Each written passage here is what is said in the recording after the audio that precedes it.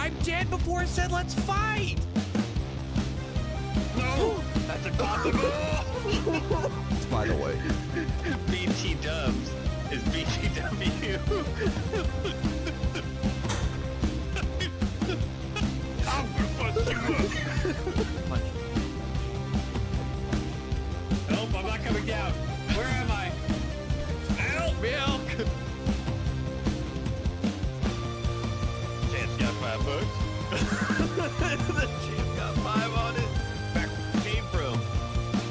Go back where he came. Ah, here we go. Oh, fun. Oh, God.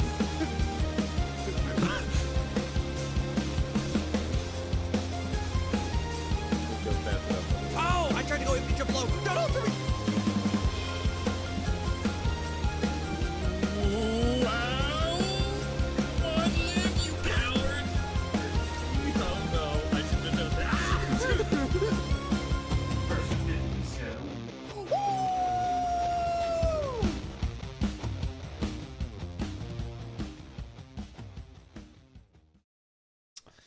You know, Meshi, I don't think I give you enough credit. You don't? Yeah, that was jamming, you know. Every time we start the podcast, I get a little dancing going, you know. That's how you know it's good. Future scum, cut that out in post. Because if I can... Ouch. If y'all don't know, Meshi makes all the wonderful videos and stuff that you see on this lovely channel, including our fun little thumbnails. Anyways, this is First to 50 Podcast, episode 25, Meshi. That's 2-5. That's 7. Yeah, the big 2-5. Yeah, you know, who could have thunk it? Who would have thought that we would have made it here? You and me, quarter of a century. Or 100. Yeah. Not really you.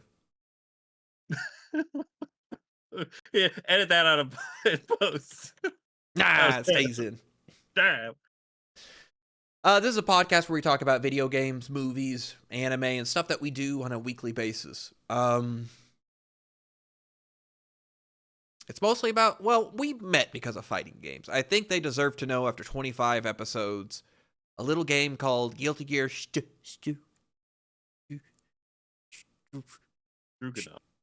Strive.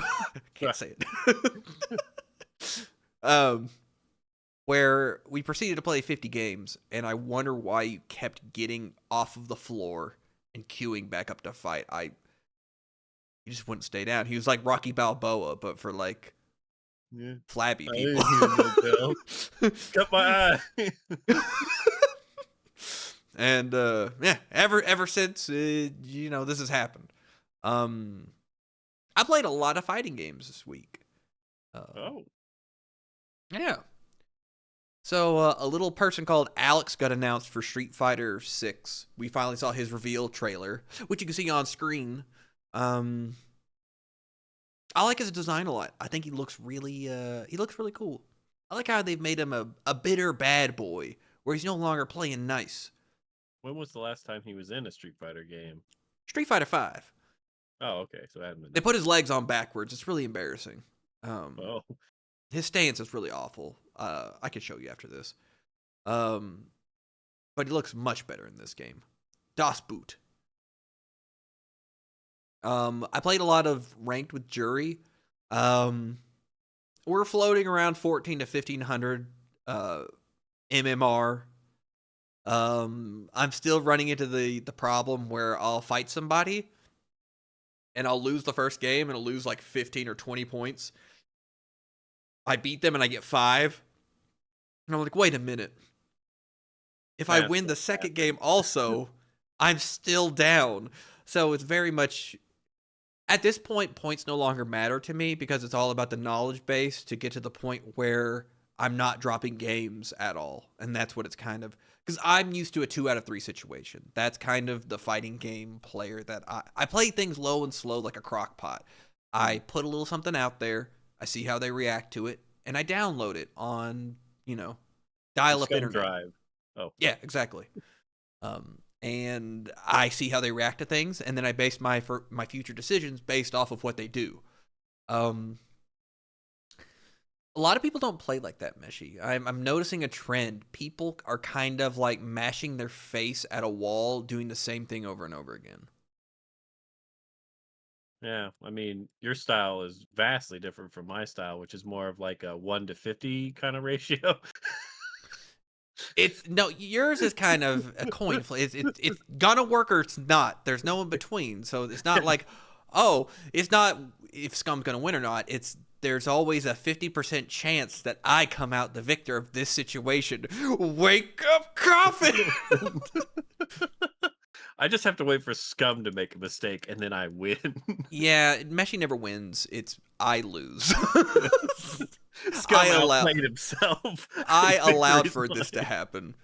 It's really funny. It's kind of funny though that I ruin your playstyle for you playing with other people because then you second guess everything you do because I punish bad habits that you have, Oh and then man, you're like all the time. I could be doing all the bad habits and winning. Like, yeah, I could be doing all the. If I had done that, which I would have done against Scum, but gotten punished for, I would have won this game. God damn it! God damn you! So yeah, it's been really fun. Kind of just now settling on. I've unlocked the EX color for Jury, which is red this season. I played enough games, and we're just kind of now at this point. It's I don't care about points anymore. I just need to get enough data, and I'm also going to be getting a little more. I feel a little more aggressive. I'm not going to focus on whiff punishing as much. We're just kind of play to the strengths of Jury and just kind of go. I'm interested to see how it turns out, but it's been a lot of fun. I've been streaming, playing ranked on stream like twice this week. It was really fun. Um, so that's been good. Also, I think last week I talked about playing Tekken. Yeah, you did. Played some more Tekken. So I hit blue ranks in one night because of the point incentive for getting win streaks. I found my proper place in Tekken. So now I'm bouncing between the first two ranks of blue ranks. So I'm playing people that are my level. Um, Okay, good. I am. This game is very snowbally. You get a heat activation, which they'll show at some point in this trailer, and you kind of do a combo, and then you kind of sprint at them, and then you kind of just do stuff. Um, there's a lot of characters who play very well off of the heat engage, which is this mode. And you run at them, and then you do your high low or whatever Oki and stuff. I'm playing a really honest character compared to a lot of some of the degeneracy that I see online. I'm like, am I working too hard? Because I have to get a frame perfect electric to get launch punishes, where some people can just mash on down forward 2 and get a launch punish, and I'm like, am I working too hard? Yes, but it's more rewarding for you, Yeah, it is. It appeals to my ego. I can't help myself. and that ego is fucking massive. Oh, it's so. There's hardly room at this table for you. But I've been finding fun in Tekken. It's been enjoyable, kind of just uh face rolling. I am kind of upset. Some guy alt F4'd on me, and it counted as me disconnecting, which kind of upset me. What? That doesn't make So any sense. So I played against him, right? Yeah. And Meshi, it felt so good. He was playing Eddie Gordo. Do you know who Eddie is? Yeah, I know you're talking He's a about. capoeira man dancing everywhere. I could Yeah. dance all day. You can't hit me while wearing these Jamaican clothes. Ah! So he's kind of notorious for being like a scrub killer. There was a guy who set up a bot to mash one button, and he got all the way to orange ranks by just like having a bot just press one button the entire time. What the fuck? Because he kind of flails around. It was an IGN article and everything. Okay.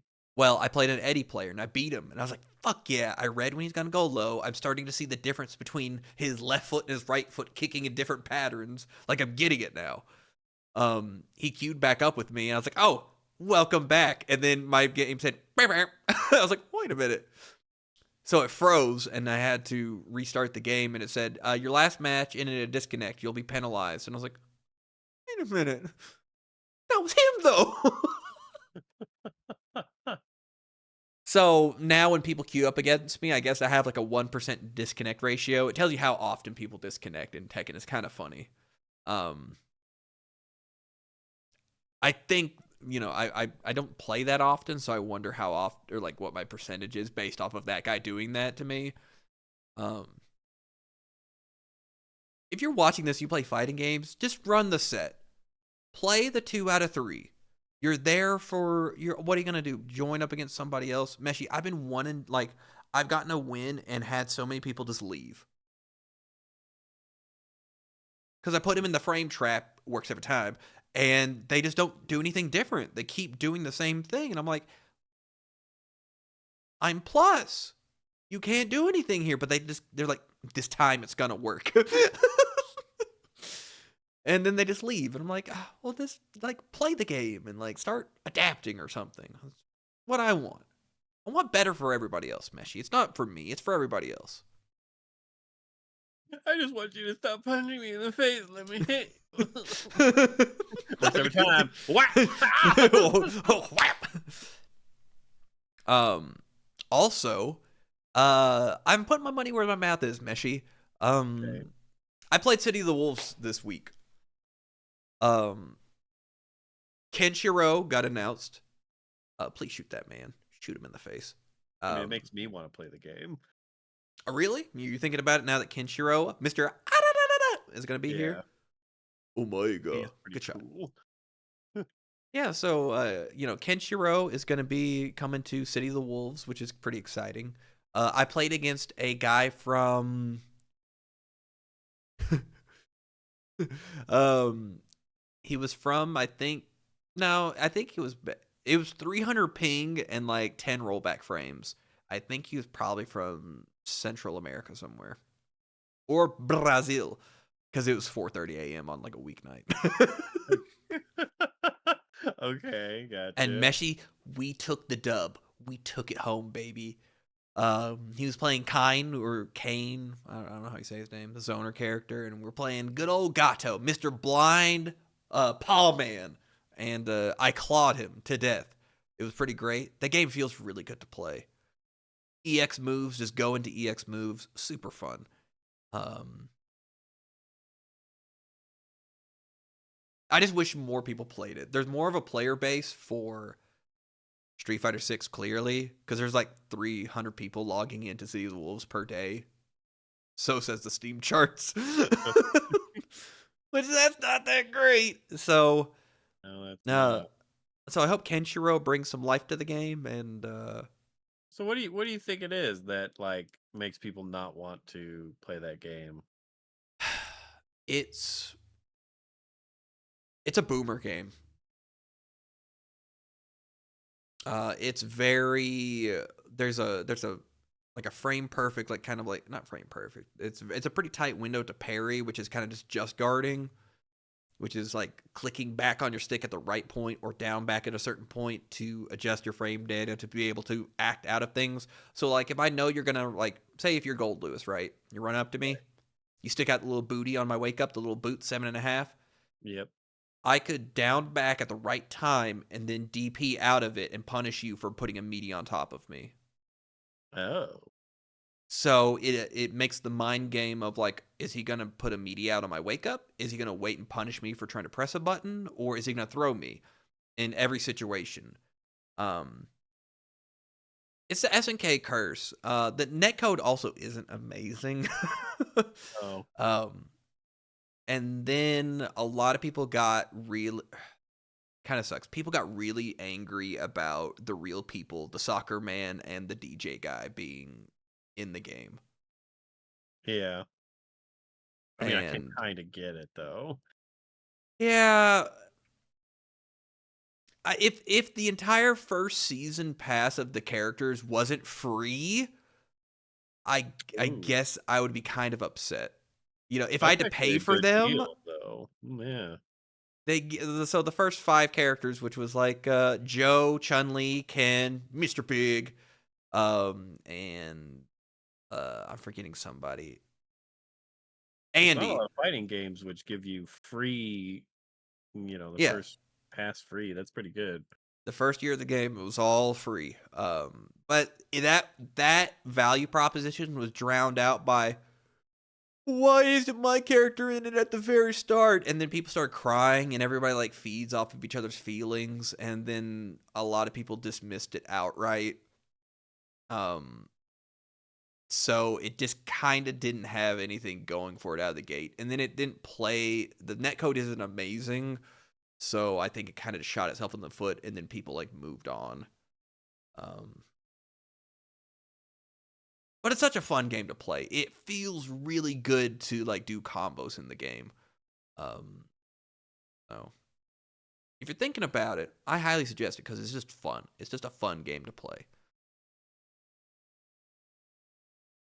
Okay, we're moving right along. Yeah. So I revisited a little game from the PSP era. I played the first one. The first is Cydia, Final Fantasy. Apparently, it's kind of a cool arena fighter thing that has a lot of depth to it. There's a parry mechanic. There's like a dodge. There's an assist system. It was pretty fun. It felt it was nostalgic for me, really, because I played the first one. It was one of the first games I bought for my PSP back in the day. It was this and Crisis Core. So getting to play the second one, it's kind of like a Final Fantasy fan service game. You have every protagonist and every villain pretty much, and they all have like unique move sets and inputs for all their like iconic moves and stuff. Um, in the story mode, they all interact, so you get those like, oh my god, what if Cloud talked to Tidus or something? You know, what if Yeah. Sephiroth, talk to a Final Fantasy villain? As the soundtrack is all there. All these cutscenes are like rad. He's so cool. And he can actually form change in the middle of the match, which is really cool. I always like the Dark Knight. Is it Cecil or Cecil? I don't know. Tell me in the comments below. I like Final Fantasy IV. I think it's cool. But yeah, I played it for like an hour and a half straight. It's just fun. It's just a fun time. It's kind of crazy to think that there was a scene for playing this like back in the day on PSP. On PSP. Yeah. Did PSP have internet support? Like you Yeah. could go and do like online Yeah, you matches? could connect to your Wi-Fi and queue up and match make and stuff. People used to Oh, play like Rainbow Six and like what was the other SOCOM. oh my god, Uh, so calm. yeah, people used to play PSP games and whatnot. And then on I think on the Vita, do you remember the Vita TV? Kind of, yeah. They came out with a stream box for your to like hook up like a console, but you could like put in a memory stick and you could like play PSP games that way via the shop and whatnot. So people even played there, I'm pretty sure. Not much else other to say. I mean, this cutscene's really cool, and there she is, Lightning. Awesome, love Lightning. Oh, I'm a staunch defender of Final Fantasy 13. I love that game. that's the one with the I, women, right? yes, so the women, Yeah. that woman specifically, she's really Oh, cool. that one specifically. Yeah, And only that one, none of the rest. yeah, none of the rest. It's a cool game though. It's a fun time. Um, Especially if you're just a fan of Final Fantasy stuff. It's just cool.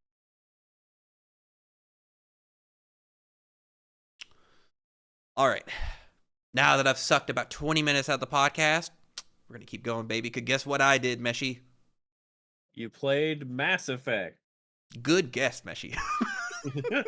It wasn't like you sat here for 3.5 hours with me while I played Mass Effect. I've never played this before. Neither have I. Uh, which surprises the hell out of me. If I'm being honest, this seemed like this would be like a you game. Like back in 2007 or 8 when this came out, I figured you would be all about Mass Effect. Take Nah, that shot. baby. Why not, Meshi? I think at the time I was being born in WoW. Oh yeah. So this probably like passed me by. That whole era of like early 360 PS3 console games just missed you because you were busy being a raid leader. Yeah. What a shame. Because I figured you would be all about this and like Dragon Age Origins and stuff. I Um, tried Dragon Age and I could not get into it when it originally really. came out. Yeah. So we've played through the entire like intro sequence into the Citadel, and now I'm about to go out into space and start going to planets and doing missions and stuff. Um, so far, I enjoyed this far more than I thought I was going to. Um, I really kind of got invested. It does kind of reek of like, oh, the top option is the good option, the middle one's the middle one, and the bottom option is the renegade option, right? Right. Um, and that's what I kind of liked about Dragon Age Origins. You had 5 options to pick from, and they weren't in order. Well, sometimes you would have 5 options. It was more ambiguous what you would choose, and you kind of really had to pay attention more to the tone of like what things were saying. This one is more good, middle, bad for every conversation you have. Um, I got some correspondence from the internet, Meshi. I'm gonna have to change my ways as I go out into the deep space. I have to be a good boy. Do you? Yeah. I have to change my ways. I need to be a better person. I came out the gate just getting the job done, shooting everything in the face, and being a yelly, mad, angry guy. I need to like calm it down and start helping the space people. Ah, fuck him. No, I need to, Meshi, for the Oh. woman I need. Oh. I Because see. I see. I figure what I'm gonna do is I'm gonna try to take my character forward into every other game because you can import your data and all your decisions, which ultimately doesn't really end up mattering all that much between the 3 different endings in the game. But specifically for a couple character interactions, I'm going to base my 90 hours of gameplay around. I need to be a good boy. I see. Otherwise, she won't like me. um, but yeah, it was surprisingly fun. 3 hours kind of flew by for me, anyways. I know I was kind of running down the same hallways a lot, but it was a lot more engaging than I thought it was going to be. And I tried to play this back on PS3, I believe. You did end Um, up murdering that bar several times over. yeah, they had to come in, and we got a couple lap dances. Anyone So want to dance? yeah, so look for my playthrough on the channel, B_SKUM. We're here sometimes at night. But only sometimes. All right. So I'm kind of glad to hear you've done some gaming this week, Meshi. Tell me all about it. What did you do this week? Yeah, so I decided to try something different. I remember this game a while ago, and I was like, you know what? I'm gonna play it because it's basically my humor. It's Meshi, very very British humor. Meshi, what's Uh the name of the game? oh, sorry, I forgot. Thank goodness you're here. Wait, It's don't tell me you set that up. No, that was improv. That was really good, no, that Meshi. yeah. Improv. So, Yeah. So this game is thank goodness you're here.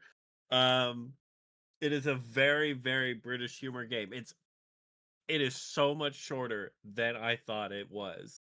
how long was it? Um, it's you could probably beat this game in 2 hours and refund it. Um, What was that face about? Oh, do I need to blur that out? kind of. Uh, I it was it was when it was happening. Was It that a was like was that a really giant funny. ass? Was that a sausage on her lap?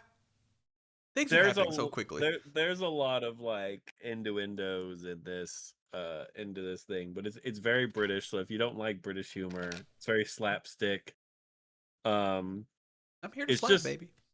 it's I don't know. It tickles me. So basically, you're this small little yellow guy, who gets sent to this town to talk to the mayor.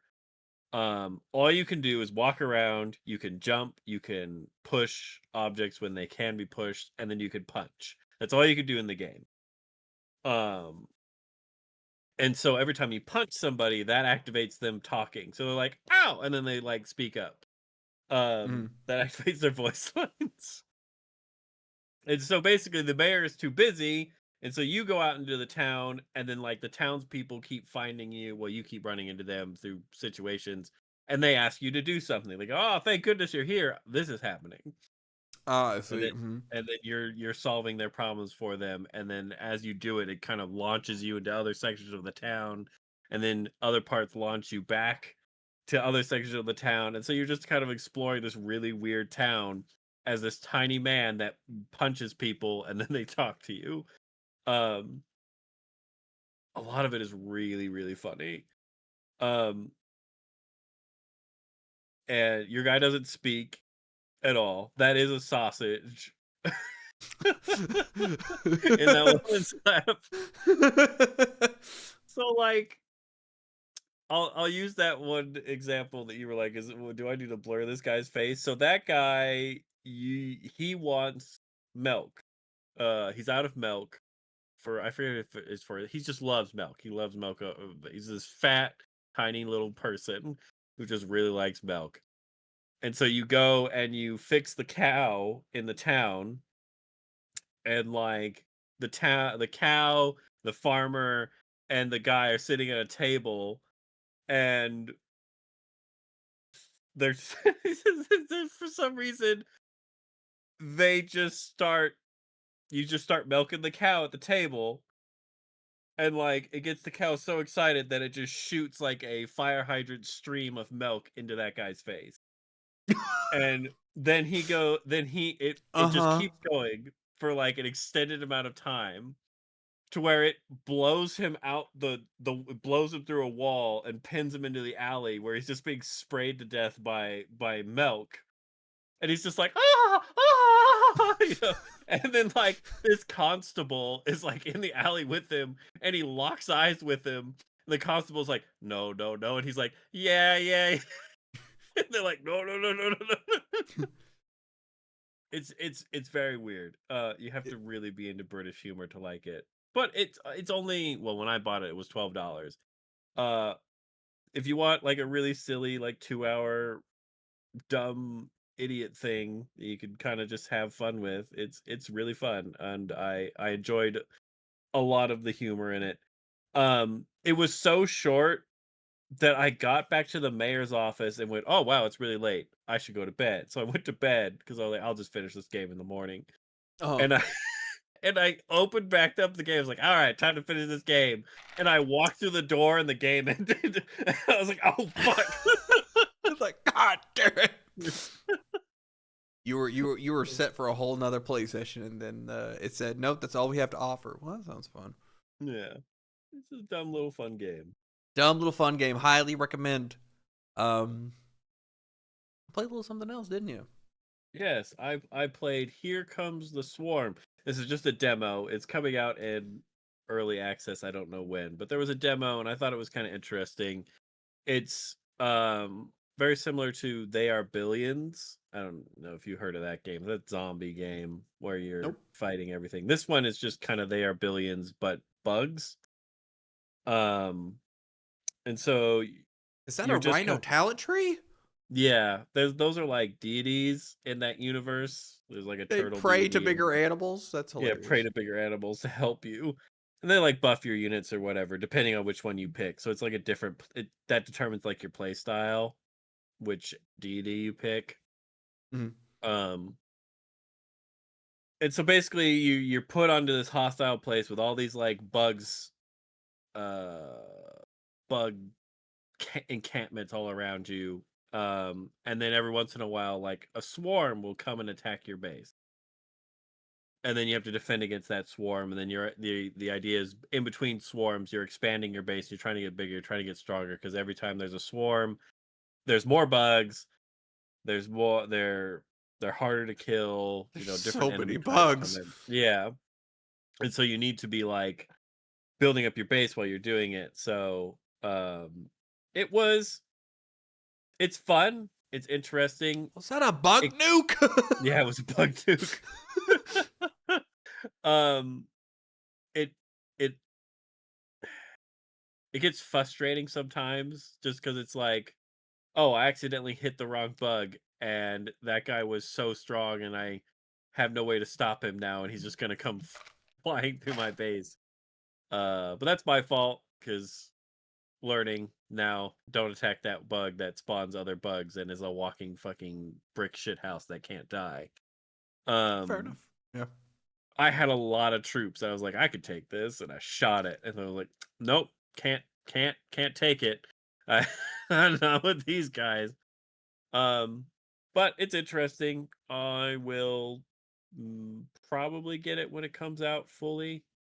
So I didn't play They Are Billions, but this one seems more interesting. I guess I don't know. The whole zombie thing kind of Has it been gets a while for overdone. you since you've played like an RTS? Is this scratching like a macro level itch for you?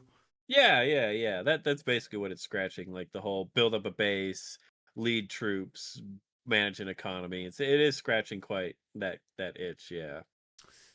Let me ask you a question. You seem like a smart kind of guy. Yeah. Mr. Humble across the table from me. Whoa. Well, you said it, not me. I just accepted if I just if he disagrees with me, he'll yell at me. it. um, are the co-op? Is there a co-op campaign for StarCraft 2, I think there is, yeah. or are they co-op missions that you do separately? I thought it was a co-op campaign, but I'd have to double check. It's been years since I've looked at StarCraft 2. Yeah, we'll report back because that could be content meshy. What? All right, yeah. Haven't played StarCraft 2 in ages, so definitely try it. Meshy, why won't it work? You didn't build an academy yet and upgrade your troops. I stole your crystals while you weren't looking. You know I'm a Protoss man. I couldn't help. So Yeah, they're so cool. they are pretty cool. Little laser sword, wrist blades, snap dab, snap dab. Dark Templars are so cool. Oh man. Okay, so you threw me for a loop here recently. You said because me and we watched the original Anaconda not too long ago, right? Yeah, not too long ago. You went and watched. I didn't know there was a sequel. What the hell is this movie called? Anaconda 2, The Search for the Blood Orchid, I think is what that title is. Okay, so Meshi, how's this a sequel? What's going on here? Um, so it's kind of funny that this is I don't really understand why it got a sequel, but it did. It has nothing, well, I mean, other than the Anaconda, it's nothing to do with the first one. So it's just kind of this thing. I was watching it because I was like, I want a monster movie to watch. I haven't seen the second Anaconda in a really long time. I'll go and do that. This is such a 2000s movie. Holy shit. Like these characters are written to like when you often say like nobody speaks like this or nobody acts like this, like they're not written to be people, they're written to be like a caricature of a Like, of a stereotype of a person? Yes, it's of a very like. person. It is oh my god, it is such that. It's like so annoyingly that. Um like the two, basically this blood orchid, these two guys find out that if you refine it Mhm. into a drug, you could basically a fountain of youth. Um, and so they work for a pharmaceutical company, so they got funding to go on this trip, but they only sent them. Um, it's their last chance to basically like prove their theory that this works. Is Uh that huh. the orchid only blooms once every 7 years. Um, and then once it's bloomed, they can't use or no, they have to while it's blooming, that's when they have to harvest it. I Mhm. don't know, that's basically what the whole idea is. I don't understand the logistics of like, well, what does it matter? But whatever. Um, If there's a so time that's why frame, they're Messi. This is the 2000s. Don't ask questions. These are half of people. yeah, basically that. Um, so they go down to the Amazon to hunt this orchid, and they charter a boat with hearted backstory man who used to be in the military and now he's like, I've done some shit and I've seen some shit and now I just like to live out here. I've Like seen he's so putting much on poo. yeah. He's putting on such a deep I have to be like a dark like he's like putting on a Batman voice. Like dark and mysterious. Yeah, I killed like 30 people. Like that kind of voice Yeah, throughout yeah, the entire movie. I'm like, your throat must be hurting. There's no way you sound like that in real life. yeah. Um, it's just made to feel like a badass. And like for a while, the snake doesn't show up. It's just kind of like you see anacondas every once in a while. They're like, "Ooh, they're moving in the trees over there," but they don't see them. Ooh, they swam under just past the boat. And then shit hits the fan. It's basically I forget who dies first. I can't remember. Oh, um, there's like this guy who is he's basically the guy that's like, I'm gonna get laid while I'm on this boat, kind of guy. And so Mhm. he's just trying to get laid this whole time to this one girl who's just not into it. And it's like, come on. That guy in the back, right there. And then he gets Yeah. He gets kaputskied. fucking grabbed viciously by the anaconda and like thrown around. And they're all freaking panicking. Yeah. Um, and so everyone else wants to call off the expedition. They're like, we have to leave. Our guy just died, and then the one pharmaceutical guy's like, no, we can't let his death be in vain. Um, He'd want and us to continue. he would want us to continue, and so they kind of continue a little bit, Mhm. and then like a storm picks up, and like the water level all rises, and the boat guy's like, oh, we have to turn back. We can't go down this river. It's very dangerous. And the guy's like, I'll give you $50,000, and he's like, all right. Sold. And so, and so they go down this river. They can and the boat guys knows that something's wrong. It's basically like there's a waterfall ahead, but he can't get the boat to go back up because the current is too strong. So they lose the boat, and now they have to walk through the Amazon trying to get to get to safety. Basically, everyone's called off the expedition, but Mhm. the one guy's like, "No, we have to go get the orchid." He's the only one that cares about the orchid. Everyone else, like, we're getting the fuck out. Mhm. Um, so they start getting picked off little by little, One by one. um, one by Swallowed one. whole. Um, one of the guys, s- so like what it sets up a kill basically for Okay. later on in the movie. They're sitting there resting, and one of the guys goes to put on a shoe, and like the native that is with them, he's not like super native, but he lives there. He's basically like, Yeah. wait, and he Local. knocks his shoe, and like the spider falls out. Mhm. And he's like, "Oh, it's a good thing you didn't get bit by this." Called a stone spider. It basically paralyzes you. You're still awake and conscious, but you can't move or do anything. You're just frozen. Yeah. Um, and so that them being from the pharmaceutical company are like, "Oh, perfect. We just Oh. found a new anesthesia. We can bottle this and sell it." So they capture the spider and put him in a jar, and then put Yeah. him in his bag. Well, later on, when like that same guy who captured the spider is like resting his feet because they're all fucked up from walking in the forest because he's a city man. Mhm. Um everyone My else is building a bunion. yeah, Bunyan. Everyone else is building a boat to get out with like Mhm. bamboo and whatever. And like the evil pharmaceutical guy that's the only guy that wants to stay comes over and he's like, so we're not leaving, right? He's like, we got to get this orchid. And he's trying to convince his friend that he needs this orchid. And the guy's like, nah, man, we're leaving. And so he's like, oh, all right, fine. And he fucking throws the spider on him and it bites him. And then he just starts seizing up and he can't move. This is probably one of the most horrific deaths that I'm about to badly describe to you that I've ever seen. I'm partially Um, listening. the guy walks off. He's like, nobody bother that guy. He's resting his feet. Let's go and build this boat. So one of the Uh-huh. girls gets really suspicious when he says that, and she goes back to him, and he's frozen, just staring at her. And she's like, What's wrong? What's going on?" She sees the bite. And she's like, "What the hell?"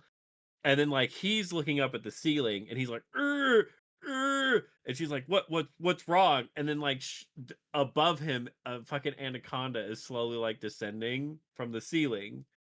And she's like, "Oh shit!" And she takes off, and he basically gets swallowed whole. It doesn't crush him. It doesn't do anything. He just gets swallowed super slowly by this thing, and the last thing you see of him are his fucking broke ass feet going through his mouth, and he gets swallowed. And it's just chilling up in the roof of this hut that they were in. So Mm-hmm. he's slowly being digested alive, frozen by a spider bite. And then they set the whole thing on fire and kill the anaconda. So they So burned him alive. if he still had oxygen and wasn't already fucking passed out, he would have been burned alive while paralyzed, while being swallowed whole. I was like, Jesus Christ, that guy died so horribly. I was trying to act it out, but there's nothing else to act. He was paralyzed and just got swallowed. One of the points that I forgot to make is like, because like before all this happened, the boat guy goes, okay, we could continue because there's not going to be any more anacondas other than that one. He's already ate. He's going to leave us alone. Anacondas are super territorial. We won't see another one, especially one that big. Mm-hmm. Well, they keep seeing them.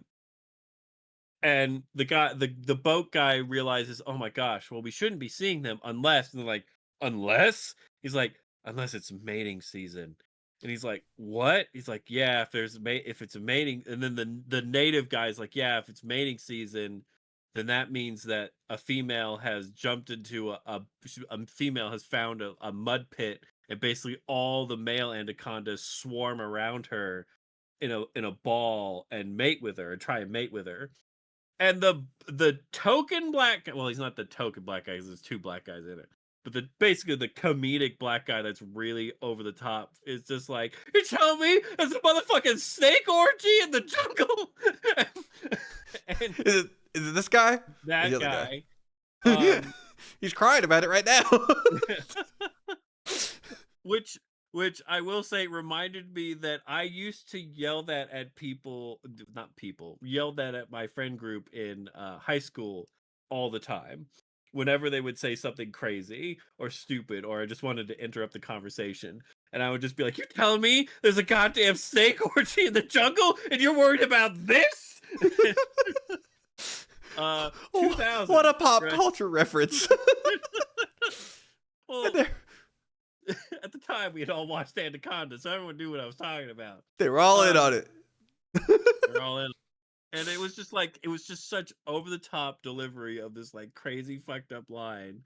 It was just Mhm. like it's perfect. You just shout that at people, they're like, "What the fuck did you just say to me?" um so basically they find out the scientists speculate that the reason the anacondas are so big is because where the blood orchid is where they mate, and it's part of their food cycle. So they've been eating it for years because anacondas will grow as long as they're alive until they die of old age.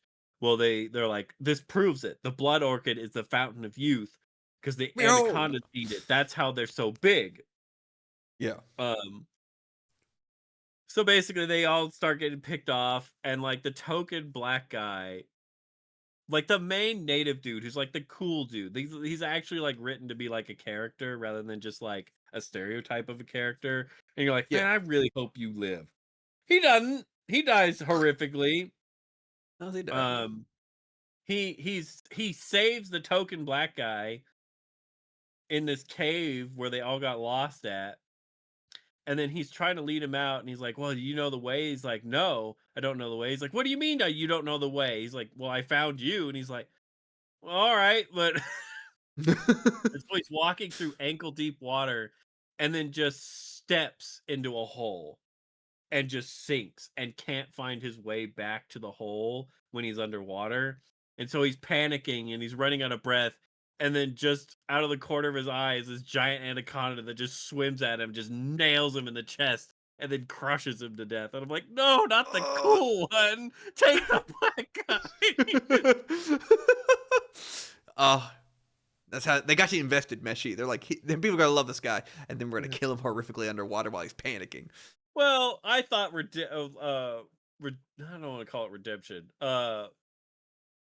Justice was going to happen because like they get out of this tunnel, this cave, and they trap one of the anacondas because it's so big it can't get out, so only its head is poking out. That's chasing them, and then this woman comes and she just machetes its head off with just like primal rage because she's so angry at these things. Um, and so that they're all like, "Whoo! Oh boy, wow!" And then the black guy's just like, "Yeah, take that, you motherfucking snake!" And blah, blah, blah, blah, blah, blah, blah. He's just shouting out a Yeah, bunch of going stuff. off, And popping off. you can see him backing up towards the token "This is where I die" bush. Like it's like the weirdest bush out of all the bushes around him. Mm-hmm. And then an anaconda just shoots out, grabs him, but he's wearing a backpack, so it grabs the backpack and then just like ragdolls him left and right as it's dragging him through the forest or the jungle. Yeah. And I'm like, ah, good, he's dead. And then the main character boatman's like, oh fuck no, because he's like tired of losing people. So he sprints after this thing, and like they find him wrapped up in a Uh-huh. tree as this thing is squeezing the life out of him, about to swallow him, and he pulls out a knife, which might as well be a butter knife to this fucking thing because it's so big. And Yeah. he waits to see the soft under part of its mouth, and he throws the knife, and it goes through the mouth and stabs the thing in the brain and kills it instantly. And I'm like, you son of a bitch, you saved him. And then he You gets down on the ground and he's dead. He's like, oh hell no. And they start giving him mouth to mouth and CPR. I'm like, don't you fucking do it. Don't you fucking do it. And then he's motherfucking and I'm like, God damn it. there is no justice in There is no Anaconda, the hunt justice. for Blood Orchid. So they find the blood orchid, and the guy who caused all the issues gets his comeuppance. He gets bit by the same spider and tumbles into the snake orgy pit, and then gets ripped apart by like 4 male anacondas. Um, She's and ours, and you can't have her, yeah, human. and then they go straight back to banging in the snake pile. And and then they get to escape. Guys, is there a female in this orgy pile? Yeah, who cares? Yeah, who cares? That's very true. She could have slipped out hours ago. Ted, it's your Yeah. turn. Ted the Anaconda puts on a wig. This is why I eat people and save their hair, and you guys all mocked me. Who's making who? Wait a minute. So, like the first one, I don't know if you remember anything about the first one, but the Yeah. characters felt believable. For the More, most more part, it was for the still most part. it was still a little bit of Ice Cube is in a boat Yeah, with it is a little bit of that, but at least like the villains and everybody else kind of felt like it was still pretty bad for the but I could probably see this one being okay, we're really gonna like make people like a shade of a personality of a real person and just kind of shipped it out and just kind of yeah. So I like the first one better, but the second one isn't bad if you're looking for a terrible snake or monster movie. Yeah. Um, A little some of the characters schlocky, are a little just fun. insufferable. And you're kind of glad to see them get, Yeah, theirs. grabbed Except for horrifically. They the die.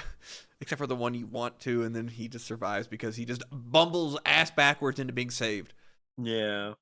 Yeah, he does. I mean, I think the my favorite thing about Anaconda is just how like horrifically people die.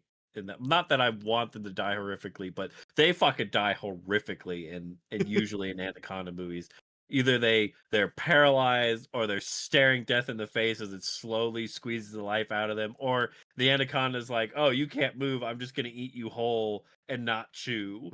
And it's just like, God, that is fucking horrific. Horrific.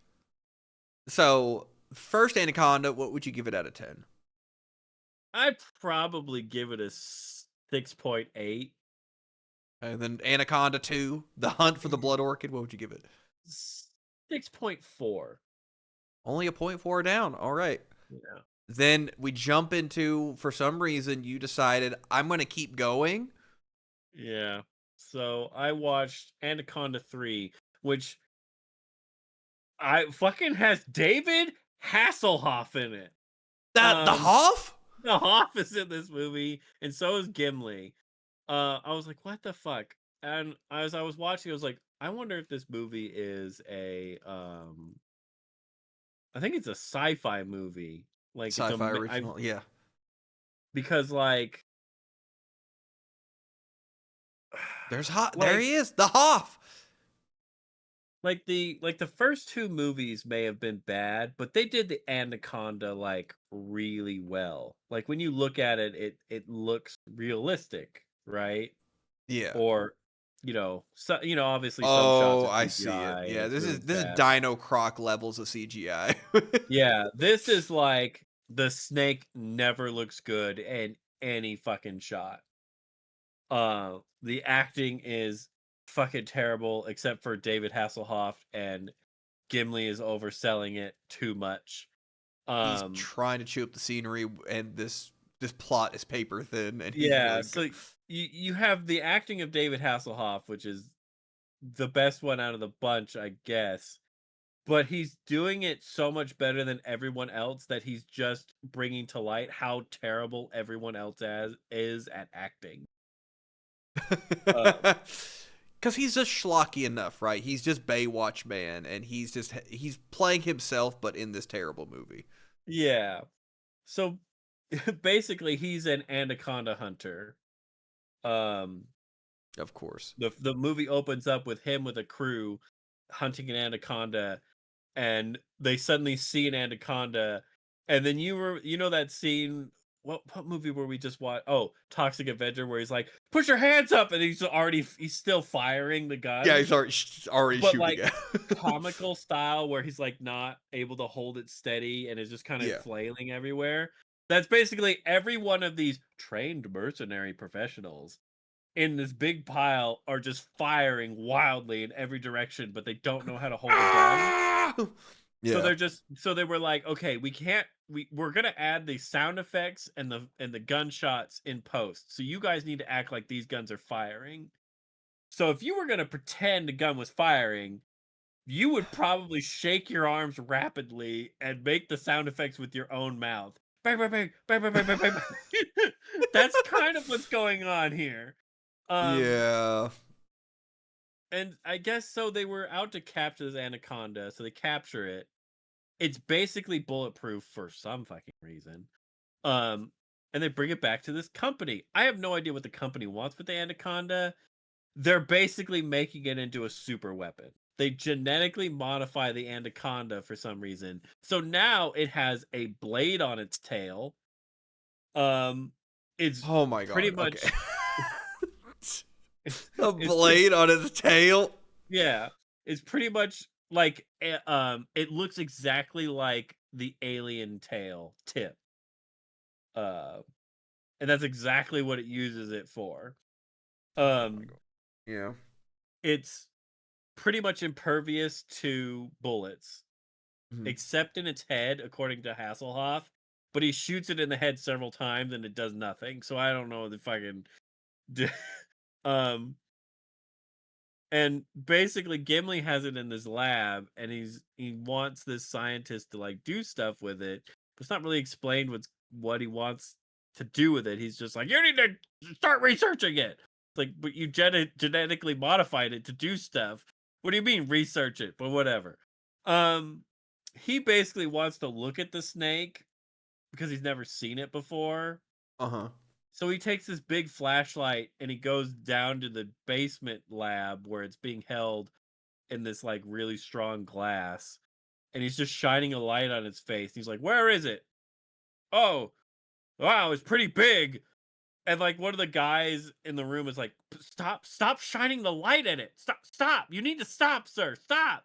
And he's just Yeah. like, "Why? I can do what I want. I own this thing." And he's just shining the light on it. And it's getting really pissed off and like smacking the glass and it's cracking. And Uh-oh. he sees it. He's like, "Oh shit, it's cracking the glass." And he's still shining the light in its face. And he's like, That's "Stop pretty shining impressive, the isn't light at it? it." And he's like, "Why? Why do I have to do that?" He's arguing with him while the glass is being destroyed about why he doesn't have to stop shining the light at this anaconda as it's breaking out. And he's getting mad at the guy telling him to stop shining the light at him while also going, "Why is it able to break this glass?"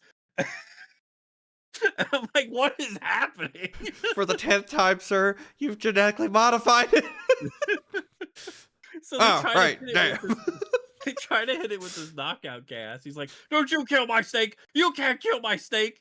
He's like, "No, sir, the gas will just knock it out." "What do you mean the gas will just knock it out? You're trying to kill my snake, aren't you?" Oh, And I he was wish I swinging was for the fences. exaggerating. Yeah. So it doesn't knock it Gimli. out. Of course. And it breaks out and it immediately kills the scientist. And Gimli's like, "Arr!" And he sprints out of there. Um, and so Gimli wants his snake back as it breaks out and it basically goes on a killing spree across wherever the fuck they are. And so he hires this team with obviously lead character role who's not David Hasselhoff, but he's meant to be like the guy that's there until Hasselhoff arrives. Um, Yeah. he's like the team leader guy, and it's like, "Oh, if Hasselhoff wasn't in this movie, you would be the team leader, which means you're gonna fucking die horrifically, aren't you?" So 5 minutes later, 5 minutes later. they track it down to a barn. Okay. Who previously they have this farmer in this barn, and he's sitting on the ground in the barn, and like it does one of those like shots where it's like, "Ooh, the camera's moving closer to him. It's low to the ground. It must be the snake." And then like he turns around and there's a goat there. And Ah. um yeah, and then so he climbs up to this ladder to get some hay down, and the ladder falls out from underneath him.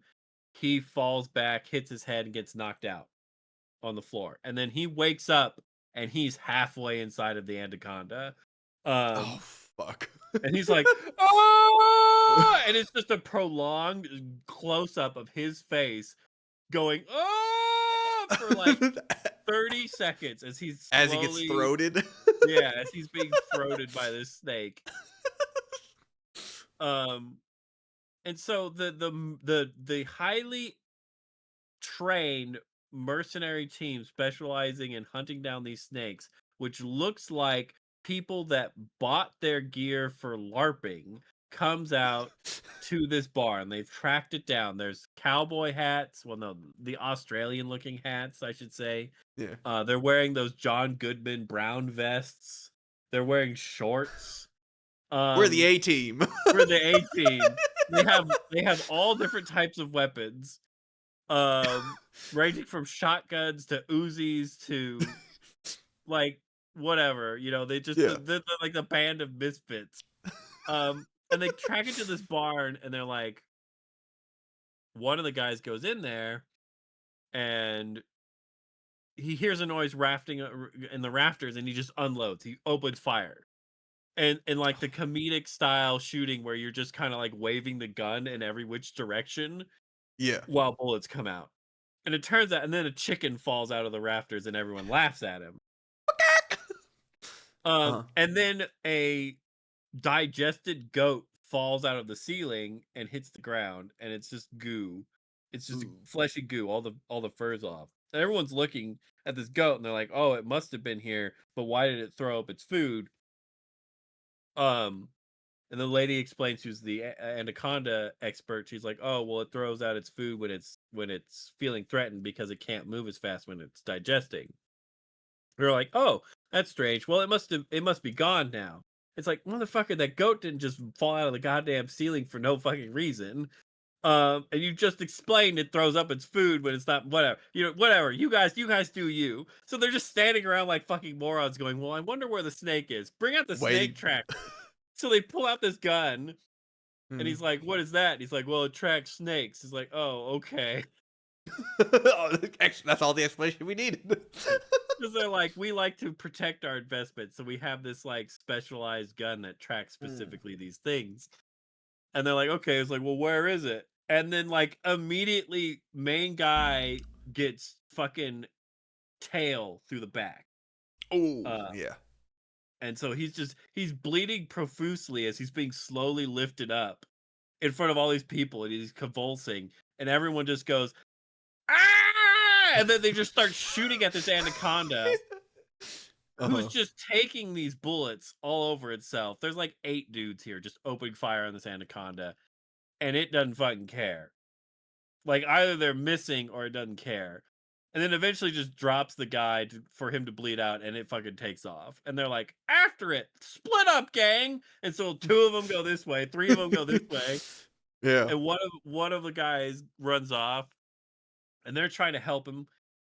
The 2 nerds are trying to help this guy live. They're like, "Clamp the artery with your hand, hold it, get my medical kit." It's like, "Bitch, there ain't no fight. That guy has a cannon-sized hole in his chest, but you do you." Um, I thought this was main character, dude, I really thought he was gonna live some fucking how. I They really were just did. gonna be like, yeah. Some asinine pull.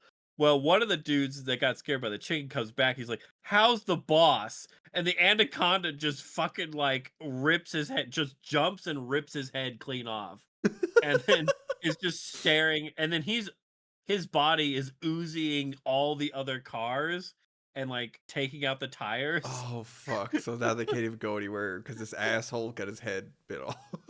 Yeah, and so this snake is looking at this woman who was trying to help the guy, and she's like, "Oh shit, ah shit, ah shit," and then in comes the Hoff. Perfect timing. Shoots it in the head, and it's like, "Ow!" And then it just scurries away. You're and so welcome.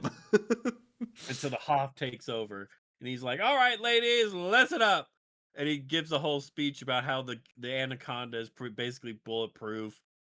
Here's how you hunt it. You can only hit it in the head, so don't do any other shots other than that. And it's like, "Oh wow, you're like maybe competent at this, I guess." He's like, "I've hunted these things for years." Um, so they long story short, they hunt it to no avail whatsoever. Yeah. The nerd lady is in the Jeep driving with 2 other dudes who are chasing after the anaconda. The anaconda flips the car and then takes off. And so like one of the other mercenary ladies gets like her leg broken and can't move, and the anaconda comes back and swallows her head first, as she does absolutely nothing to try and defend herself from being swallowed alive. And this other lady is just watching horrifically as as this happening. Um, that was probably the most brutal kill in that movie, and all the other ones were just really fucking terrible.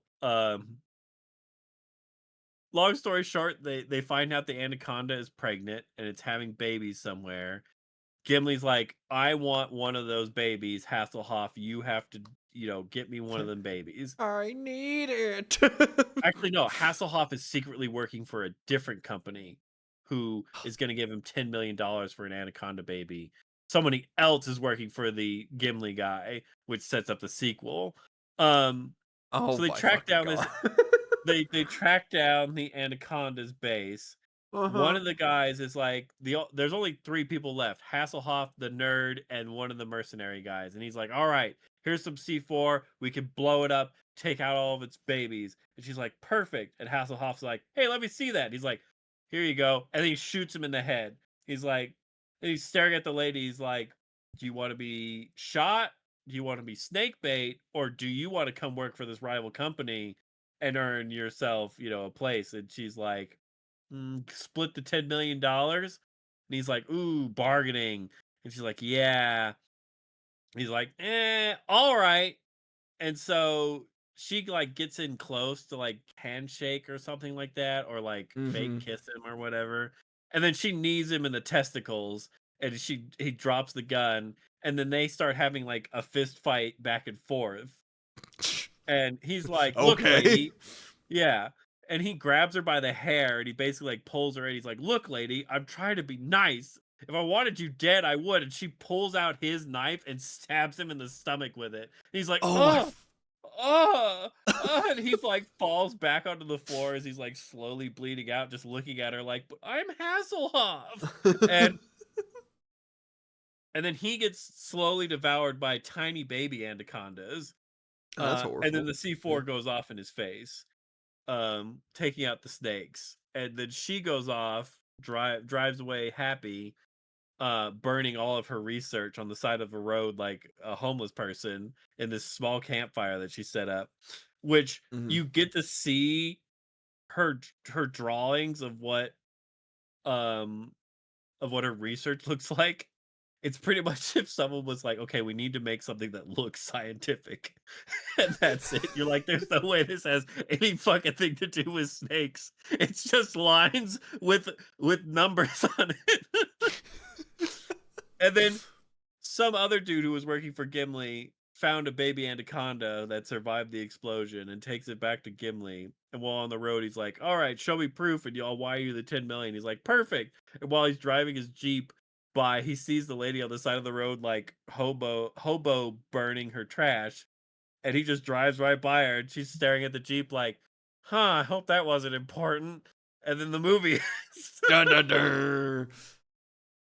it Sound was fucking sa- awful. it sounded, I'm not gonna lie, it sounded kind of painful. It was. It was terrible. Mostly because the snake looked awful. Like the first 2 movies, the snake looked good, believable. And And then they this was got the just like, sci-fi CG treatment, and you're like, ooh, that doesn't look right. yeah, it's like, "Oh, well, the movies may have been terrible, but at least the snake looks good and the kills look good." And it's just like, ugh.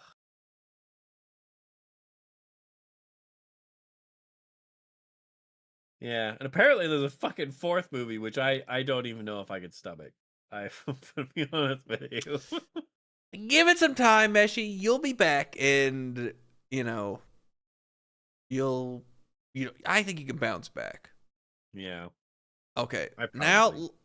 now let's get into a movie that I'm a little more curious about because, as previously stated on this podcast, I fucking hated Prey. That movie bothered me on so many levels. The keys to the Predator franchise have been given to this guy, and this is his big movie debut for the big screen. Because what, Prey was like on Hulu, right? Yeah, Prey was on Hulu. Oh yeah, and then he did that ridiculous 3D CG movie where it was like the anthology of all those different people fighting predators and killing them. Um, I still say the Viking one was the best. The Ninja one was pretty cool too, with the the brothers. That one was pretty good. The fighter pilot stuff was really dumb, and then then the fighting at the end. Never mind. Yeah. The fighter pilot guy really killed that entire like CG movie. What was it called? Killer of Killers or something? Yeah, Killer of Killers, yeah. All right, Meshi, tell me about it. You saw Predator Badlands. Yeah. Yeah, I did. Um, I didn't really have any. Honest take. Don't let me influence you, Meshi. No, no, no, no. I'm about to let it have it. Oh God. I went into this movie blind, not knowing anything about it, and Huh. I absolutely loved it. It's the best Predator movie ever. Is what I wish I could say. Um You're breaking my ankles on the court, Meshi. I can't take so many crossovers. it's it's not it's not absolutely god awful trash. Mhm.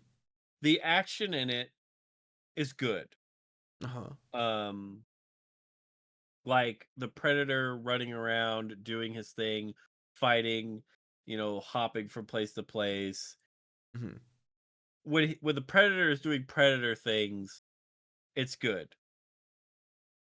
Um and the he never speaks English, which is what I thought what halfway through the movie was going to happen, because he meets the robot and the robot starts speaking Predator to him, and he's like, "What the fuck are you saying?" But you're reading the subtitles of it.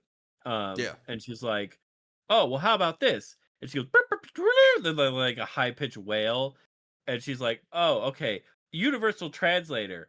You'll hear your language and um and something else." I was like, "Oh, okay, this is when everyone starts speaking English, right?" No, he continues to speak his language. Uh, she's just automatic. She's just she's speaking English, but she's actually speaking the Predator language. Because later on in the movie, when they meet other people, she's still speaking the Predator language, and they can't tell what she's saying. Gotcha. Okay. Um, But this is just so it's almost an excuse for the audience to hear her and then read what the predator says back. yeah, basically. So I was like, okay, I'm okay with that, because I kind of Yeah. didn't want to listen to the Predator speak English. Like when they do like the funny like playback thing where they're like fucking with people, Yeah. that's fine. But if he goes full on like British English speaking because you're being Yeah. universal translated, I'm gonna lose my shit. Um, but and I was fine with the Predator the way he looks. His whole backstory is that he is the runt of the litter. He should have been killed like at a very young age, because he was basically weak, and he's just trying to prove himself to his clan, and his brother that he saved. uh he basically saved his brother, so his brother is like indebted to him, and he like really cares about him. Mhm. And um he's basically been the one that's like gotten people to not kill him, and so he's like very eager to prove himself that he is worthy of being a predator and not just being dead. So I was fine with his looks Yeah. Yeah. when they kind of explained all that. And I was like, okay, that's all right. And so basically, his dad kills his brother in front of him because the brother started to defend him, because the dad came. He's like, I don't give a fuck about him wanting to go on a hunt. I'm gonna fucking murder him. And the brother's Yeah. like, you know what? No. So they have a big fight, and then he sends the brother off to go do his hunt, because he's chosen the beast whose name I can't remember. But The big basically, it's the horrific thing. yeah, he goes it's basically the death planet, because it's basically just all death. Everything is Mhm. out to kill you. And Mhm. this creature lives on it that even his father fears. So he's like, I gotta hunt that. Because if I kill that and hunt it, I'm gonna be the best predator ever. Yeah. Um so he basically crash lands on this planet. He doesn't have a lot of gear. Everything's trying to kill him. The planet is cool. Huh. They're like, it has a bunch of weird creatures. It literally is like a death planet. Like the weird vine things is like actually like a giant creature that lives in the trees, and it just has like thousands of tendrils of things that kind of just creep along and try and murder you. There's grass that's just like diamond hard razor blades. Ooh. Um the final creature that the guy wants to kill, cuz like I thought when he met it, and like I was like, if it's such a creature that even like the main predator dude fears, like, is it just gonna be such a letdown when this guy kills it? Yeah. Because like anything that he could do, I don't see the dad not being able to do. And that makes me go, okay, well, how is he gonna do it?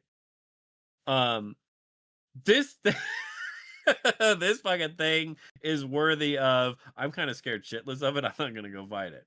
Mhm. Um, because he sets up these traps and he like outplays it. It's that thing.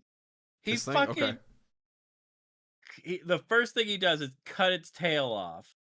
Okay. And then it immediately grows back, like within like a second. Oh. Okay. Um, and then he fucking like goes through this whole rigmarole of like everything, and then fucking cuts its head clean off, and like it falls and rolls away, and then the body falls over, and he was Mhm. like, "I did it. I fucking am the best." And Yeah. then you just look over the body that stands up, and then these tendrils just grow out to where the head is and pull the head back, and then the thing wakes back up. Um, and he's like, "Oh, fuck me." Oh. um, so like there's cool parts in the movie. Like, this Um, cinematography and, like, these shots look really cool. there's a lot of cool shots. The planet is cool. The planets the well, there's two planets they go to, but the overall the shots are really cool. It's the predator movement is cool. The action, the fighting is cool. So let's get to the bad part. Ooh. Oh, okay. He's got a machine gun. Get down! Yeah. Um, the robot lady.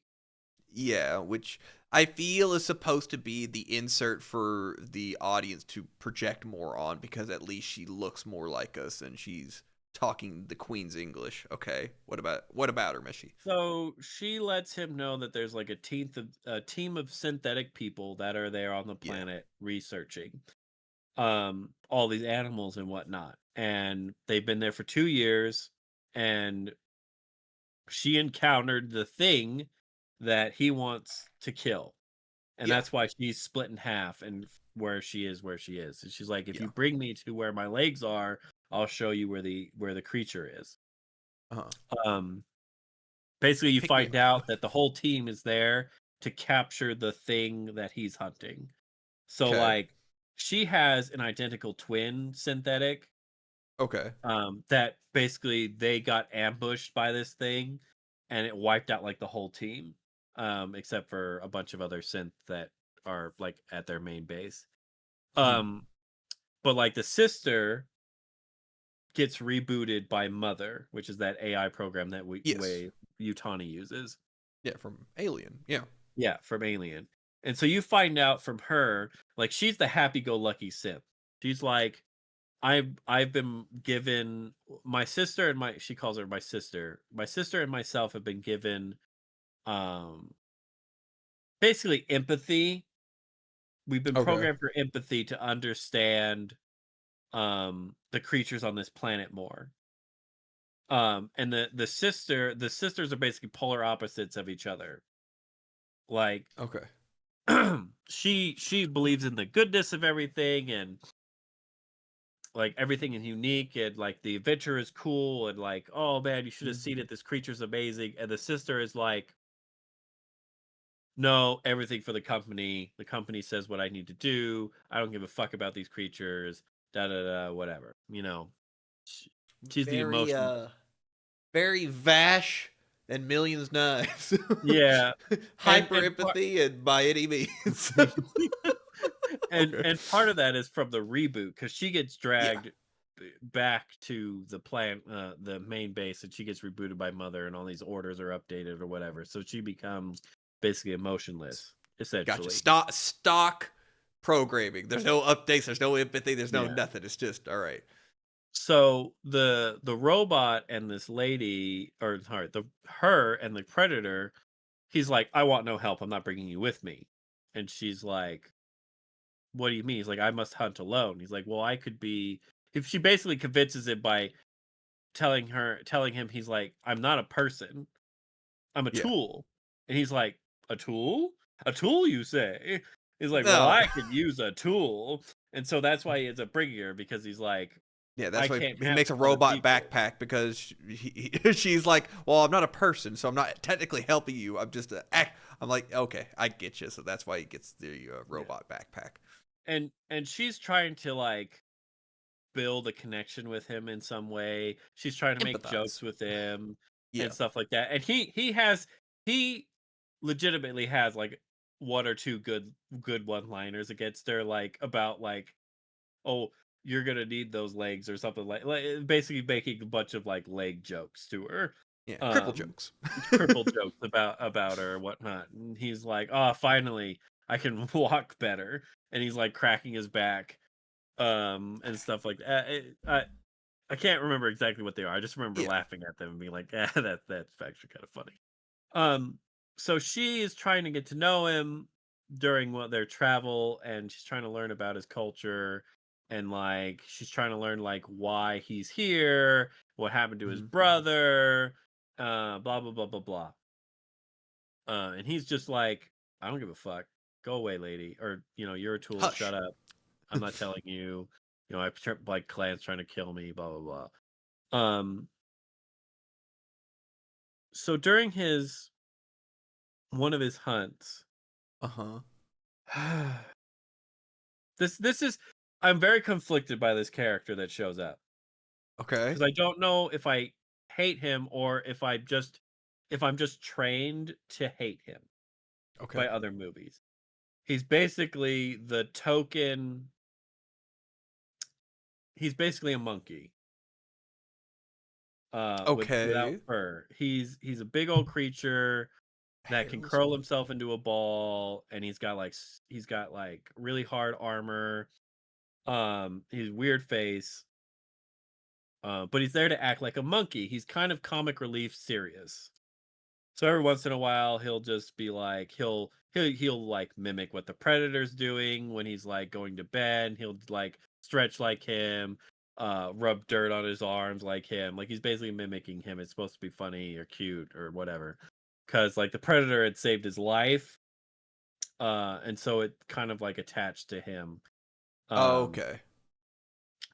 and The predator doesn't want him around, but the monkey won't leave. Gotcha. Okay. And so the monkey is there to be kind of a comic relief, like super animated character that's like running Mm-hmm. around, the polar opposite of the predator. Um, and so the day before the predator goes on his hunt, the monkey just spits in the predator's face, like hawk loogie all over him. Okay. And the predator goes to stab him in the fucking face, and the robot's like, wait. He's like, that's he's marking you as like part of his clan. Like that's what he's doing. And Predator's like, "Oh, okay, whatever." Um Basically the robot's trying to get him to like the monkey. He's like, "Oh, we can't do this to him. We can't leave him behind, whatever, blah blah blah blah." Mm-hmm. The Predator ends up leaving him behind. He goes and fights the big thing. Mm-hmm. Um but before he fights the big thing, he puts the robot back together, and Mm-hmm. she tells him like, "Oh, I feel really bad, but I called all the other people in my clan, and they're coming because we're here to capture that thing. You need to leave." And he's like, "Fuck no, I'm not leaving. I'm fighting that thing. I can't believe you betrayed me." Blah blah blah blah blah. He goes out and fights the thing. Well, after he cuts off the head, and he's like, "Yeah, I fucking won. I did it." And that thing grows back. It basically goes to murder him. He's like, "Ah, fuck my life. Mm-hmm. I've lost." And then it sniffs him, and he's like, "Oh, you're your family. I can't kill you." And it backs off. So you learn that the small monkey is the baby of these things. Oh, Jesus Christ. Yeah. Okay. Um, and then the big thing gets captured, Mm-hmm. um because it gets frozen. Basically they find this Oh my God. If they this find goes for it. Mm-hmm. Go they on. find the predator's crash ship and all of his like gadgets and stuff which he couldn't find beforehand. Mm-hmm. And he had, because it's his brother's ship, so it's really well equipped with all of his brother's gear because his Yeah. brother's competent. Yeah. Um, so it has like freezing grenades on it. Okay. So they used his technology to freeze the thing, and they capture it and they bring it back. And they capture the predator. They don't capture the monkey because the monkey's not there. And the predator is being taken back. And that's when you learn that the sister is just emotionless, doesn't care. She stares at her sister and it's like, you're just gonna be decommissioned. And she's like, oh, thanks. Um, and they start like experimenting on the predator, and she ends up basically saving him, like in kind of a comedic, stupid moment where these two guys come in, and she tell the cold one's like, find out what his technology does and dissect him, and then Mhm. she leaves. And so the robot, who's just, whatever, doing his job, that's the one that realizes, he's like, why are you speaking his language?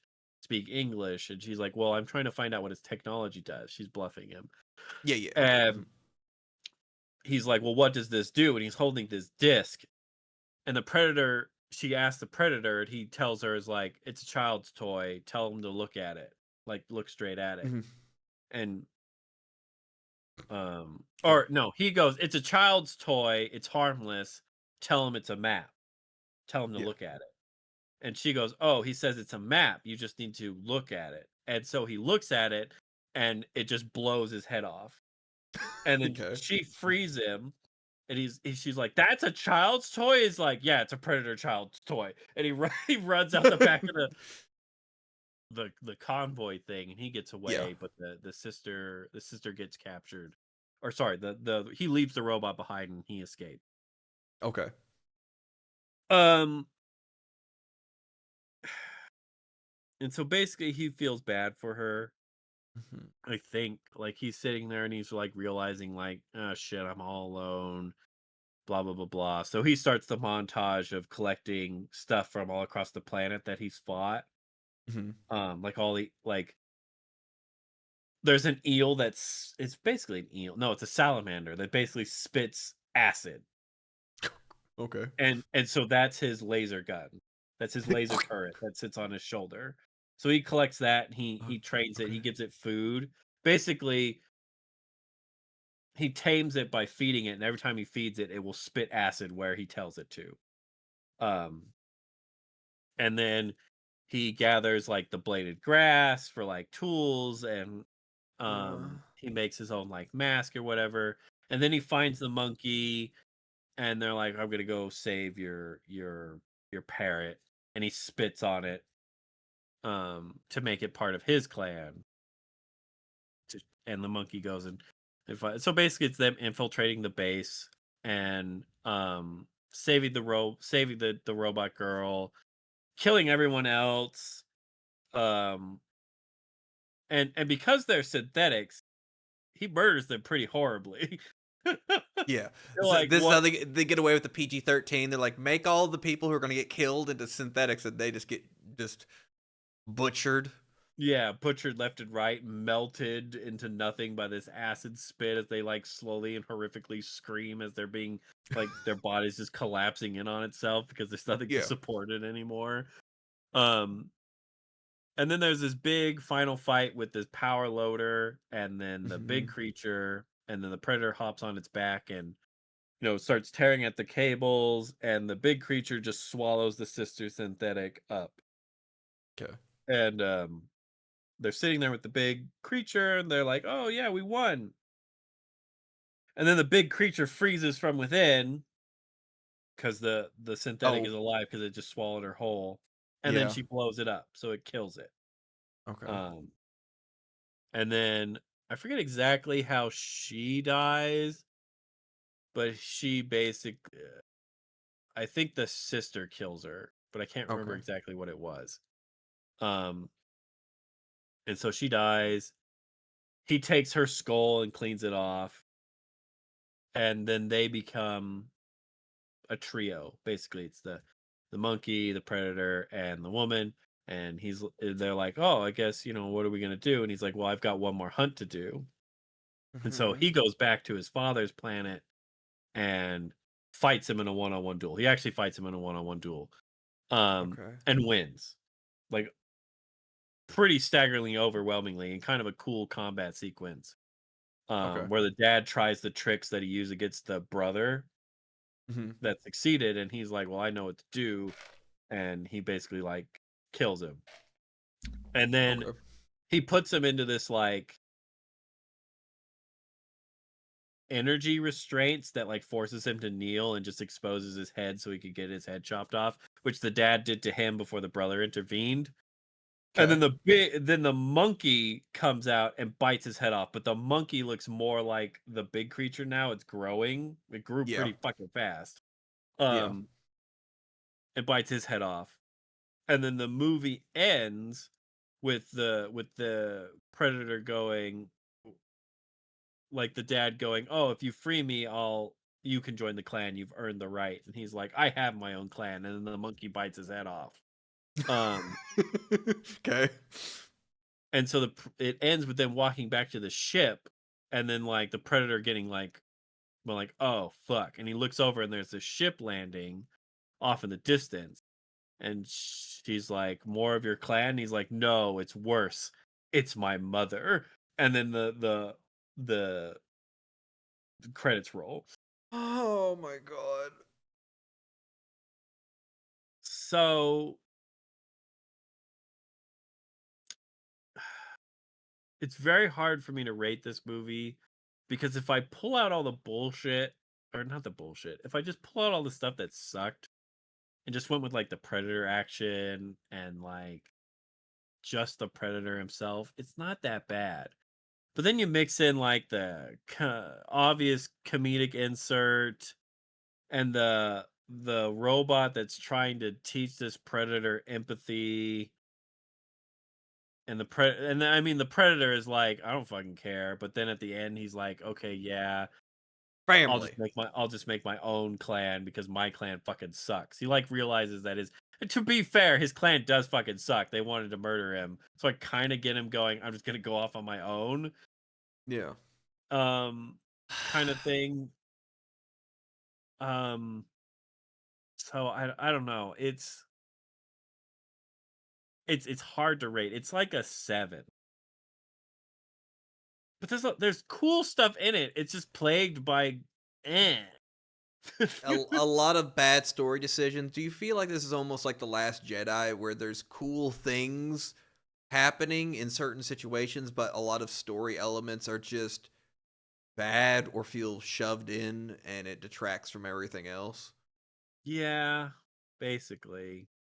So you kind of confirmed all of my fears because I was like, here's what I wanted from this movie. I wanted this predator going out on his first hunt and this to be this kind of, I know you could never do this, but I don't care. This is Scum World. I wanted this beautifully shot journey. It could be pretty much silent for all I care. You could have the predators talking, and you could have the whole motivations of the brother, like trying to save his brother, but end up getting killed by the dad and all that jazz. I wanted this beautifully shot journey of this struggle to overcome impossible odds and just to have this amazing like victory like screech on top of this giant corpse of this horrific looking monster thing, right? Yeah. And for the movie to end there with his clan like coming to pay respects and like pick him up off the planet or something. Like just this Yeah. beautifully shot like just journey of this runt of the litter doing it, not this. But everything you're talking about is like, oh, the baby thing that he found is a monkey and a funny thing, and like the lady's trying to be charming and like make like jokes, and she's super empathetic about everything, and then uh, I that ending would have. I would have been so upset if it's like, oh, worse, it's my mother. Like, yeah. Um Mhm. I'm trying to think if like if you took out the half android, half synthetic, and you took out the monkey, and it was just the the synthetics are there on the planet trying to capture the Yeah. same thing if he is, it would probably be a far better movie. Like imagine it's essentially okay. It's essentially the end of the first Predator movie. Okay?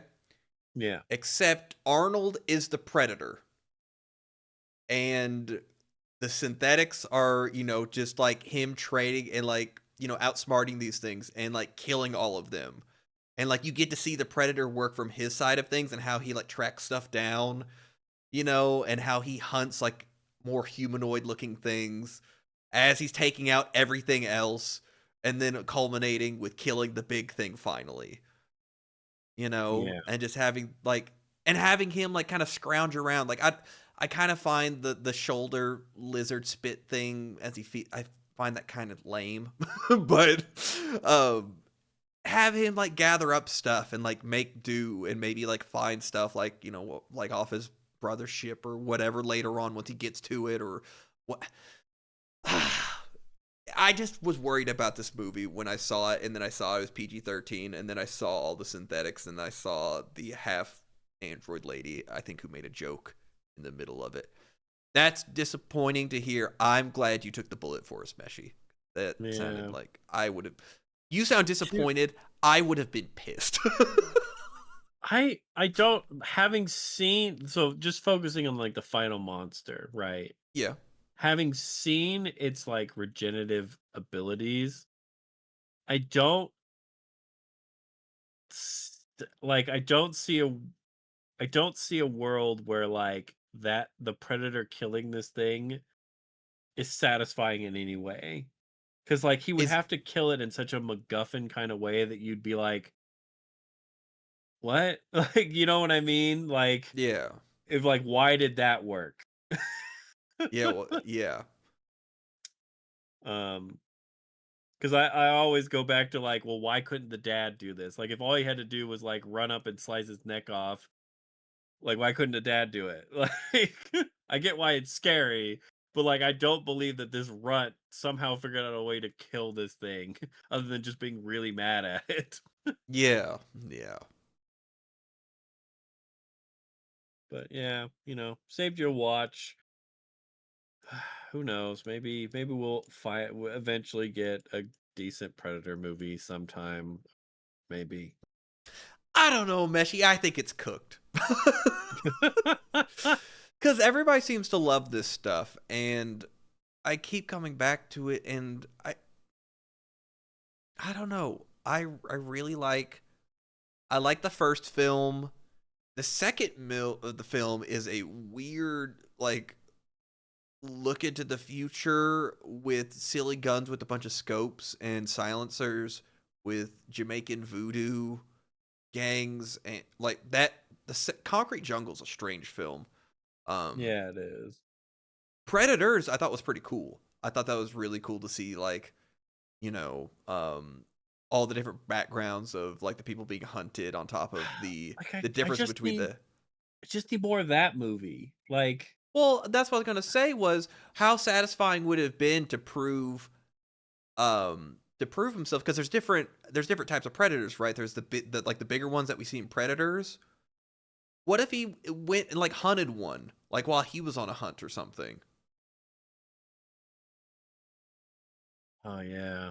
You think like the most dangerous game, like human, like hunting a human. What if a tiny runt predator like went toe to toe with like what are they're not called apex predators? What the hell are they called? The big I ones, don't remember every the super clan predator is, thing. The yeah, big super ones. predator thing. Yeah. What if he hunted like you got to kind of see them like go back and forth and like whatnot and like I don't know. That would have been kind of cool maybe. But we're just spitballing. It's nerds being nerds. We could do a bit better movie in our head, right? Yeah. That sucks though. Oh well. You heard it here first. We didn't like it. Let us know if you liked it, so we can tell you that you're wrong. I trust him. But speaking of a better film, I hope there's nothing in here I can't show. Uh, Oh, we right. watched We watched Deathstalker. Okay, so you talked, I think last week or the week before, about you watched the 2025, um, Yeah, I kind of did. spiritual successor of Deathstalker, which is this movie, Yeah. which is essentially about this guy who gets sent on a quest to gather three objects together, um, for reasons, I guess, to stop this bald guy here from taking over the world, I guess. Yeah, basically he's gathering three magical items that when combined allow him to control reality or something like that. Um, this movie's dialogue and it's very tongue in cheek. This is a la like Hercules, the series, or Xena Warrior Princess, but with worse dialogue and a paper thin plot. It's kind of just an excuse to show boobs in the 80s and uh, It's bad very close fighting. to softcore porn, to be honest. It very much is. Uh, it I This movie was an hour and 10 minutes, and it felt like the longest thing I had seen in a long time. But I still had fun laughing at how bad it was.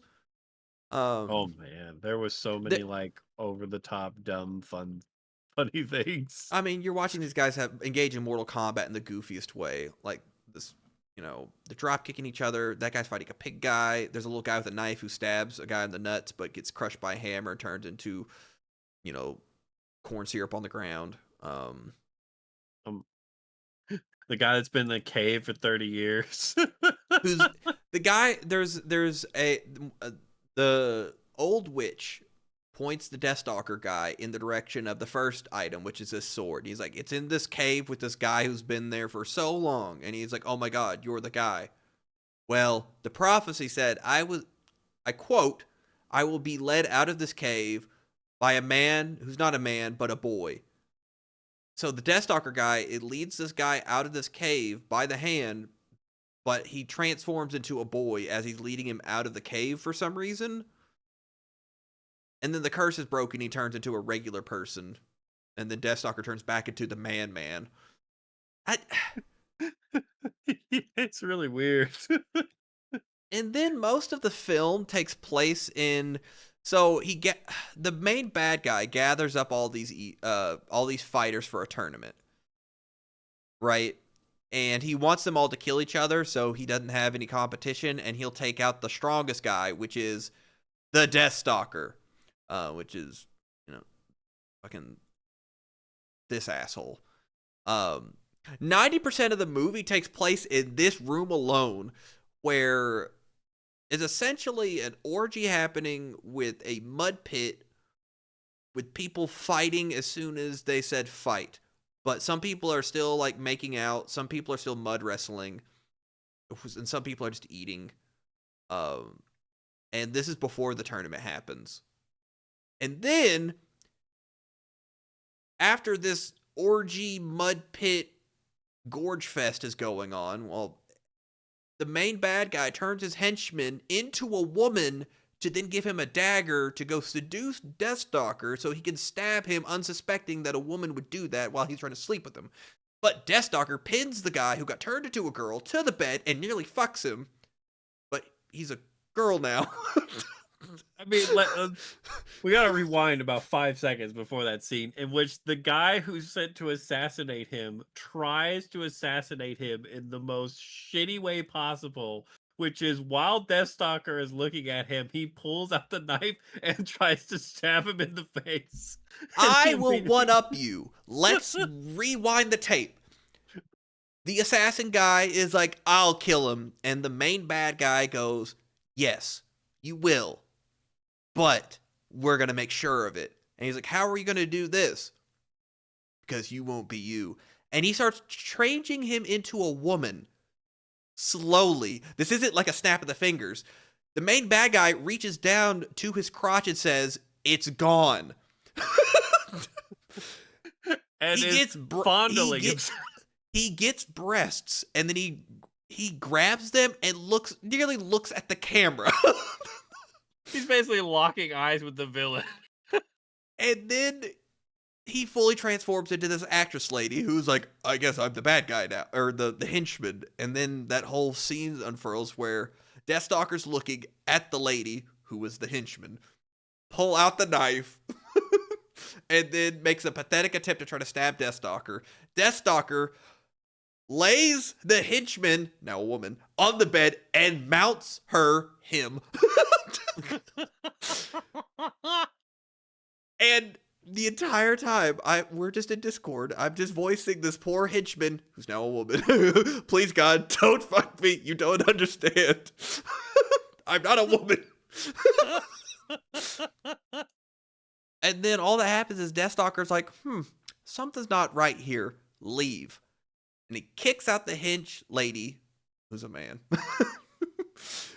who then gets transformed back into the henchman, who then has a Mortal Kombat death duel in the hallway with a lady that Deathstalker previously slept with. Yeah. And she suffers a fatal wound by getting stabbed somewhere in the side, but he ends up dying by her sword. Anyways, I think that's all I need to say about this movie. And at the end, essentially, Deathstalker gets all three pieces of magical equipment and puts them together and makes them disappear. Yeah. And then all the villagers proceed to quarter the villain. They literally tie his limbs to horses and make them run in opposite directions, pulling the bad guy apart. And then credits roll. Finally. Just tell me this, Meshy. Did you have more fun watching Deathstalker 1983 or Predator Badlands? I probably had more fun watching Predator Badlands if I'm just looking at it as a movie versus movie basis. Because what made Deathstalker fun was that you were in the room with me while we were watching this just fever dream of the 70s come to life. Like there would be just people walking around and they'd just be grumbling like, "Oh God, I almost tripped over that thing."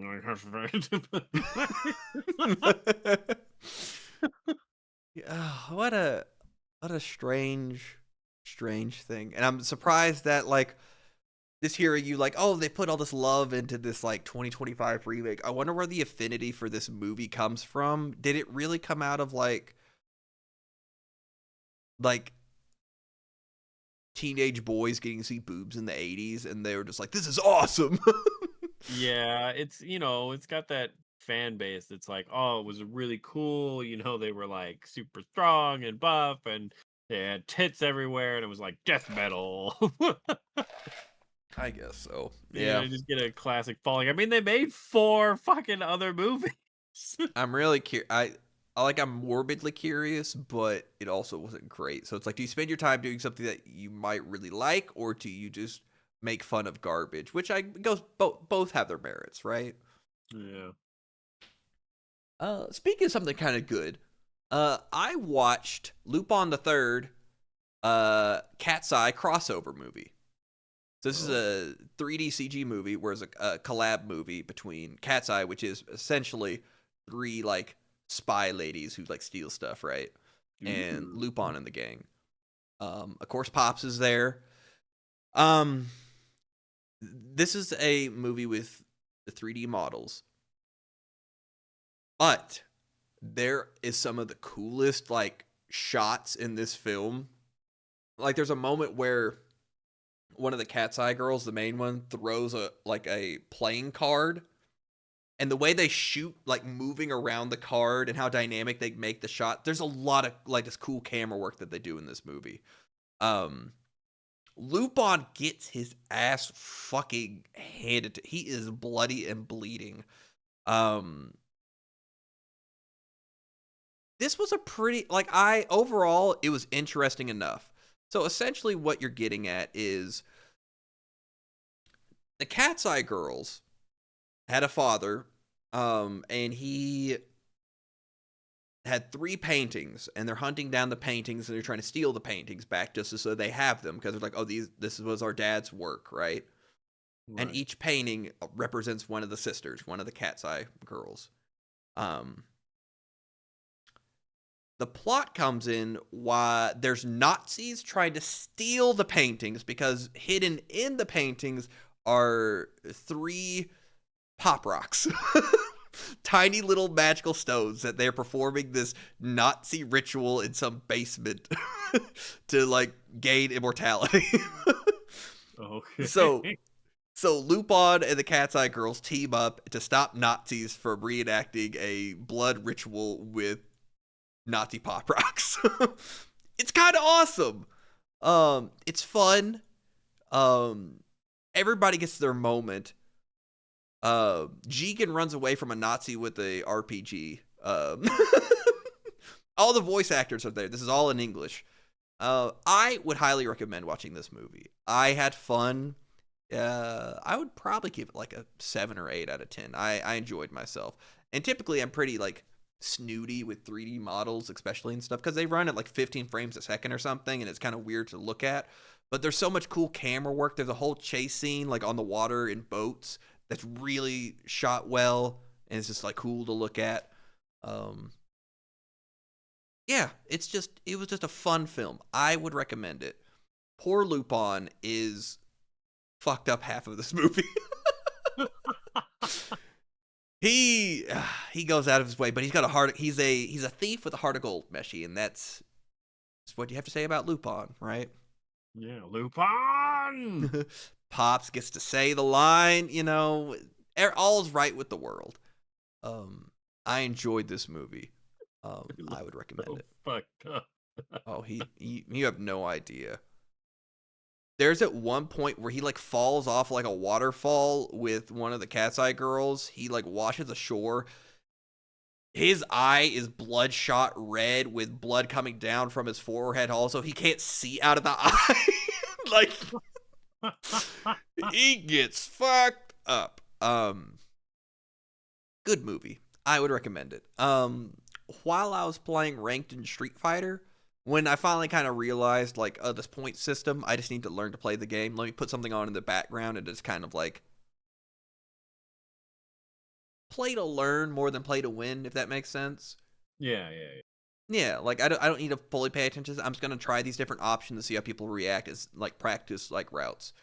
I watched this anime, Kakeguri. Sorry if I pronounced that wrong. Is And he this like girl, the only male in this group? in the main group, yes. There's other guys in the high school that are there, but we follow essentially the main guy who's just typical man, and we follow this girl who shows up and she's just like she's so crazy. And like, oh my god, I can't believe she's risking it all for the biscuit. So sorry, Um, is this like a death game or is it it's like a financial death game. financial death? Okay, so it's just money, no one dies. Got it. Yeah, like there's one girl. Okay, so it's kind of like it first sets up the girl like just gets to high school and like, oh my god, you're so pretty. Like this place is all about gambling. I should teach you. It's like, oh yeah, I'd love to gamble. Let show me the ropes. And they play a game which is essentially rock paper scissors. Um, and you get into like, oh, the main girl who challenged the new girl is fixing the game by getting like 21 people in the 35-person class to all draw this symbol to insert into the box. So that way it rigs it statistically and mathematically that most of them should be this. So as long as I get this card, I can play it and win most of the time. And then there's the mind game of back and forth of the girl reading like something's off here.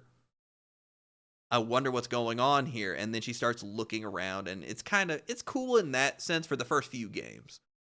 Um it kind of loses its way halfway. There's a where is she? There's a girl with a gun, and she just gets off of the thrill of playing Russian roulette, essentially with herself. She doesn't really even care if anybody else's life is at risk. Um, her game is boring. Uh, this isn't great. There's a second season. I don't think I'm gonna watch it. Um, it starts out kind of cool, but because you like to see about like there's always like fun with like how is this particular game being rigged? Like she plays against this girl who's like her dad owns a toy company, like the second largest in Japan, right? Right. So she's like a shill at the school. She bought her way into the student council by her dad donating a ton of money. So she got into the upper crust. And then she pretty much shills all of his like playing cards and stuff at the school. And she ended up using like essentially the production facilities to make decks of cards that would have under certain heat conditions would have a special mark on the back, or the pattern would be slightly different. But as like time went on and it cooled off, the symbols would, the pattern would change back to the original. It's very subtle. So they essentially play like, oh, we put down the whole deck and we have to memorize and flip over cards and match them. So this girl has like photographic memory, and she's got these, the system where she's like, oh, I can read the backs of the cards for the first 2 minutes of the game, memorize where everything's at, so I can win this. And so they're betting all this money, and the other girl's like, oh, well, like we're gambling all this money, but are you willing to gamble, the future of your dad's company? Because what if it came out that your dad's company was making, these cards that actually had the symbol on the back of them that were changing, like they would ruin your dad's company. So like stakes get raised really high and stuff. It kind of sucks. It's like it's essentially these girls are like gambling, and they get so excited about gambling they literally orgasm on screen. That's essentially what happens. um I'm not over exaggerating. No, I could tell by just the intro alone, just kind of like how basically how that whole anime was gonna go. Yeah. And it sets up for a whole new season where like the new girl at the school like challenges the principal to a game, and it's all down to like it comes down to the protagonist having to pick one of like 20 something cards, and he has to pick the one card to like sway like who wins and loses. And so it's all up to chance, and like the new girl like gets off on it. It's like, oh my god, it's all up to chance. Do it, draw a random card. And he picks the one that makes them tie, so it like sets up for a second season of nobody having to leave the school. It's kind of I schlock. see. Yeah, it Draw wasn't great. Monster Cardo. Essentially, Climaxo Cardo. Ooh. It wasn't great. It was just kind of there in the background, and then I played Street Fighter for like 4 hours straight, and I was like, oh, I kind of watched this thing in the background the entire time. So my question is, were you actually watching it, or was it just noise in the background, and then you're like, "Oh shit, I'm eight episodes deep." A little of both. I was paying attention to the first few episodes, like just kind of watching it, and then it kind of gets boring because it gets away from like there's a whole like traditional club, right? And there's a game of someone has a cup with a bunch of tiny little metal swords, and they throw the swords in the cup and slam it face down. And based on where the swords land, they can land face down in the holes, which is death, or they can land the hilt side, and that's life, right? Yeah. So they have to bet on if any of the swords landed on any of the space, like landed actually inside the spaces, not just laying flat, because that doesn't count. And you get into like, oh, well, the main girl of this traditional club made the girls like pierce their hands with metal, so it's kind of like magnetized, so they can manipulate the last dagger that falls to better give the odds. So she's playing the odds in the long run to get more money over time, and not necessarily win every single time, if that makes sense. I see. So Okay. it's kind of fun getting like these reveals of like how these different games are rigged, and then it kind of strays off of that, and it's like, oh, now we're gonna have an idol girl have a popularity contest with the main girl, and this Woo! one girl is gonna play death Russian roulette with her, but the main girl just put lipstick in the gun. It kind of just falls apart. It starts out kind of cool, and then kind of just becomes a nothing burger, and then Yeah, that's it. Yeah, 12 episodes. You know, it happened. Um. All right, we're getting there. I can't believe we stretched this out to 2 hours, but look at us. Um. We'll see though. Um. The second episode was a little bit of. It was kind of just a setup episode. This is It's so why. bad. I think that guy is going to annoy me more than this guy. Because this guy's just dumb and stupid, and he's got half his ass hanging out the whole time. But Yeah. man, we'll see. We'll see. I'm big excited. I thoroughly enjoyed those first 2 episodes. I'm looking forward to it. Looking forward to some of the fights. Slowly being released, step by step. That's the other thing. Like, I'm not used to this. I typically don't watch a lot of anime like seasonal. I pretty much wait for stuff to stop because I tend to binge watch pretty much anything that I watch. Um, I'm going to show up weekly for this. She's so fucking cool, and she's gonna kill so many fucking people. It's gonna be awesome. Um, that's it. This is very rare that I watched anime where I like a side character more than the main cast, or I don't like get attached to somebody. You know? Yeah. I just got attached to Toto. Oh, Oh, Toto. and you've read all JJK, right? Yeah. Do we get much like no spoilers? Did you get? Does he come back in any way? Do we see more of him, or is he kind of just like referenced and kind of like shown for a little bit? He's referenced and kind of shown, but he doesn't like come back until like the final fight. I see. And then he comes back in a big way. Oh, oh. Blah. All right. So we went on a giant rant about Alice in Borderland season 2 and how, for me, it literally blew my expectations away from what season 1 was. Yeah. Um, even you saying it was better and me just like, okay, well, I guess I'll watch it then. You undersold it. That season was awesome. This third season isn't starting out very strong. No, it's not. It's right now because we've watched 3 of the 6 episodes. It's almost like they just wanted the show to keep going.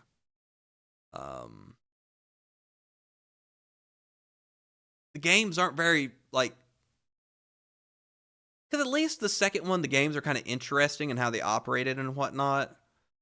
Pretty much Yeah. all we've gotten so far is the first game is people have to pull a fortune and then they have to like solve a really hard math problem, and based on how far off they get it, arrows will be shot out of the sky based on how the number of like the variants, right?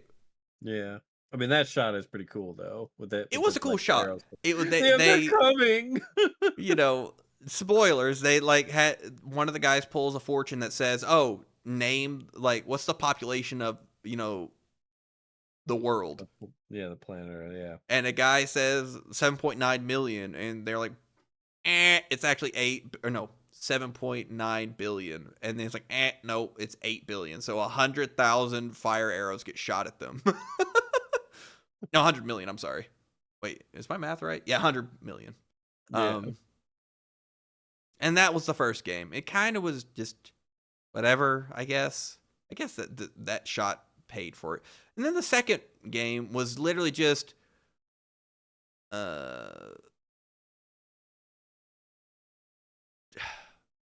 go fish with death. Yeah. Well, yeah. I don't know what kind of game you'd equate it to, but essentially people just played these games, and there's some people had zombie cards and some people had shotgun cards and vaccine cards along with a bunch of regular playing cards, and you could play a zombie card and infect somebody else, and a zombie card spit out and they would have a zombie card in their deck. So you could essentially spread a bunch of zombie cards to everybody else.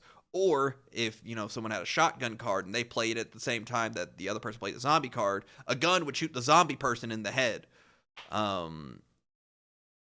It took like an episode and a half, and it was kind of boring.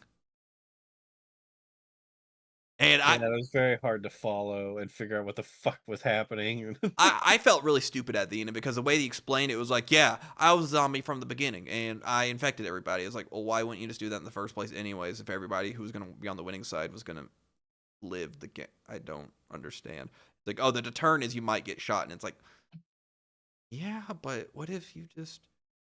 What if we all were zombies, which is infinitely spreadable, and shotguns are one use? He's like, nah, people gotta die first. Yeah, so it was kind of a nothing game, and then we come up on the last game that we watched. Well, no, to be fair, it was kind of fun watching Beat Saber, but don't touch the lines or you get cut in half. Yeah, watching a man in a wheelchair try to sprint down a hallway is Hold on, Meshi. I said this game was cool starting out. Oh. Until we got a wheelchair montage of a guy rolling himself, grabbing live people who had 2 legs and maneuver them so they died and he lived was so dumb. Rolling Courage, a Joe Swanson story. So, it had stuff like that. And then we ended on this death game of people in a train, and they had gas masks and little oxygen containers, and they had to essentially flip of the coin, guess whether the train car was going to fill with poison gas or if it was going to be just regular old oxygen. And they have to use these canister, these little cartridges for each time that they put on the gas mask when they think it's going to be poisonous. And then every train car has a canary in it so they know whether it's actually poison gas or if they just, if it was just oxygen. It's kind of just a coin flip. It's just not really interesting. Usually, the games are fun when they're like, you can kind of help. You can kind of like figure out how they would win at the same time. So you're kind of like playing it. But like these ones are mostly like, I don't know what's going on, but they're winning now. And it's like, oh, how are they going to ass pull their way out of this? Like, it's not obvious how this game like actually is supposed to work or like how this game is supposed to be fair in any way. It's just kind of like, it's a game. It's 50-50. I'm like, eh. So that's our review of the first half of this show for the 3rd season. I'm pretty sure by next week on the podcast, we'll watch the second half, and maybe, just maybe, it will completely redeem itself, and I will no longer be angry at the other side of the internet who's talking about anime. Just maybe. Maybe. That's how you know I'm a boomer, Meshi. It's not me who's wrong, it's the kids who are wrong. That's right. You're liking the cool thing for the wrong reasons. I think it's cool when people go into... Never mind, we're not going to get into this rant again. No, fuck it. I think it's cool when a guy doesn't have any curse fucking abilities and he's just really fast and really strong and uses a curse tool to literally cut down this fucking pompous little jackass and split him butt to tip. I'm going to have a Gojo rant counter at this rate. Yeah, you really do. And the way he sauces himself, like a batch of Wingstop wings, he gets sauced on, Meshi. How did he live? That's so dumb. Anyways, they took Toji away from him. Now I have Maki, so that's really cool. And she's going to kill people really hard. And I think it's really, anime is really cool. You think anime is really cool because some guy's really excited that his girlfriend has a penis. Like, we're not the same. Am I wrong? I'm just glad I have a girlfriend in this scenario. Not you, you Oh. I'm talking about that character. Oh, Jesus Christ. When I say you... Never mind. He's so full of himself. He's like, oh, he's clearly talking at me because he's angry. No, Meshi. Well, you were yelling at me. I'm yelling at the internet collectively. And not collectively the internet, just the weirdos who are on Twitter ranting about stuff. They're at fault. I know a majority of people honestly don't feel that way about stuff. Well, anyways, mask off. Face Off. Oh, John Travolta. Nick Cage. Classic. All right, that's a podcast. Please subscribe to my channel. That'd be cool. Let me know if you made it to the end. We're still working hard. We'll have a working title for this episode, maybe. Oh yeah, I have a list. Oh, awesome. Okay, awesome. Wow, it's only 2:15. Okay, that's a podcast. Meshy, say goodbye to the people. Goodbye, people.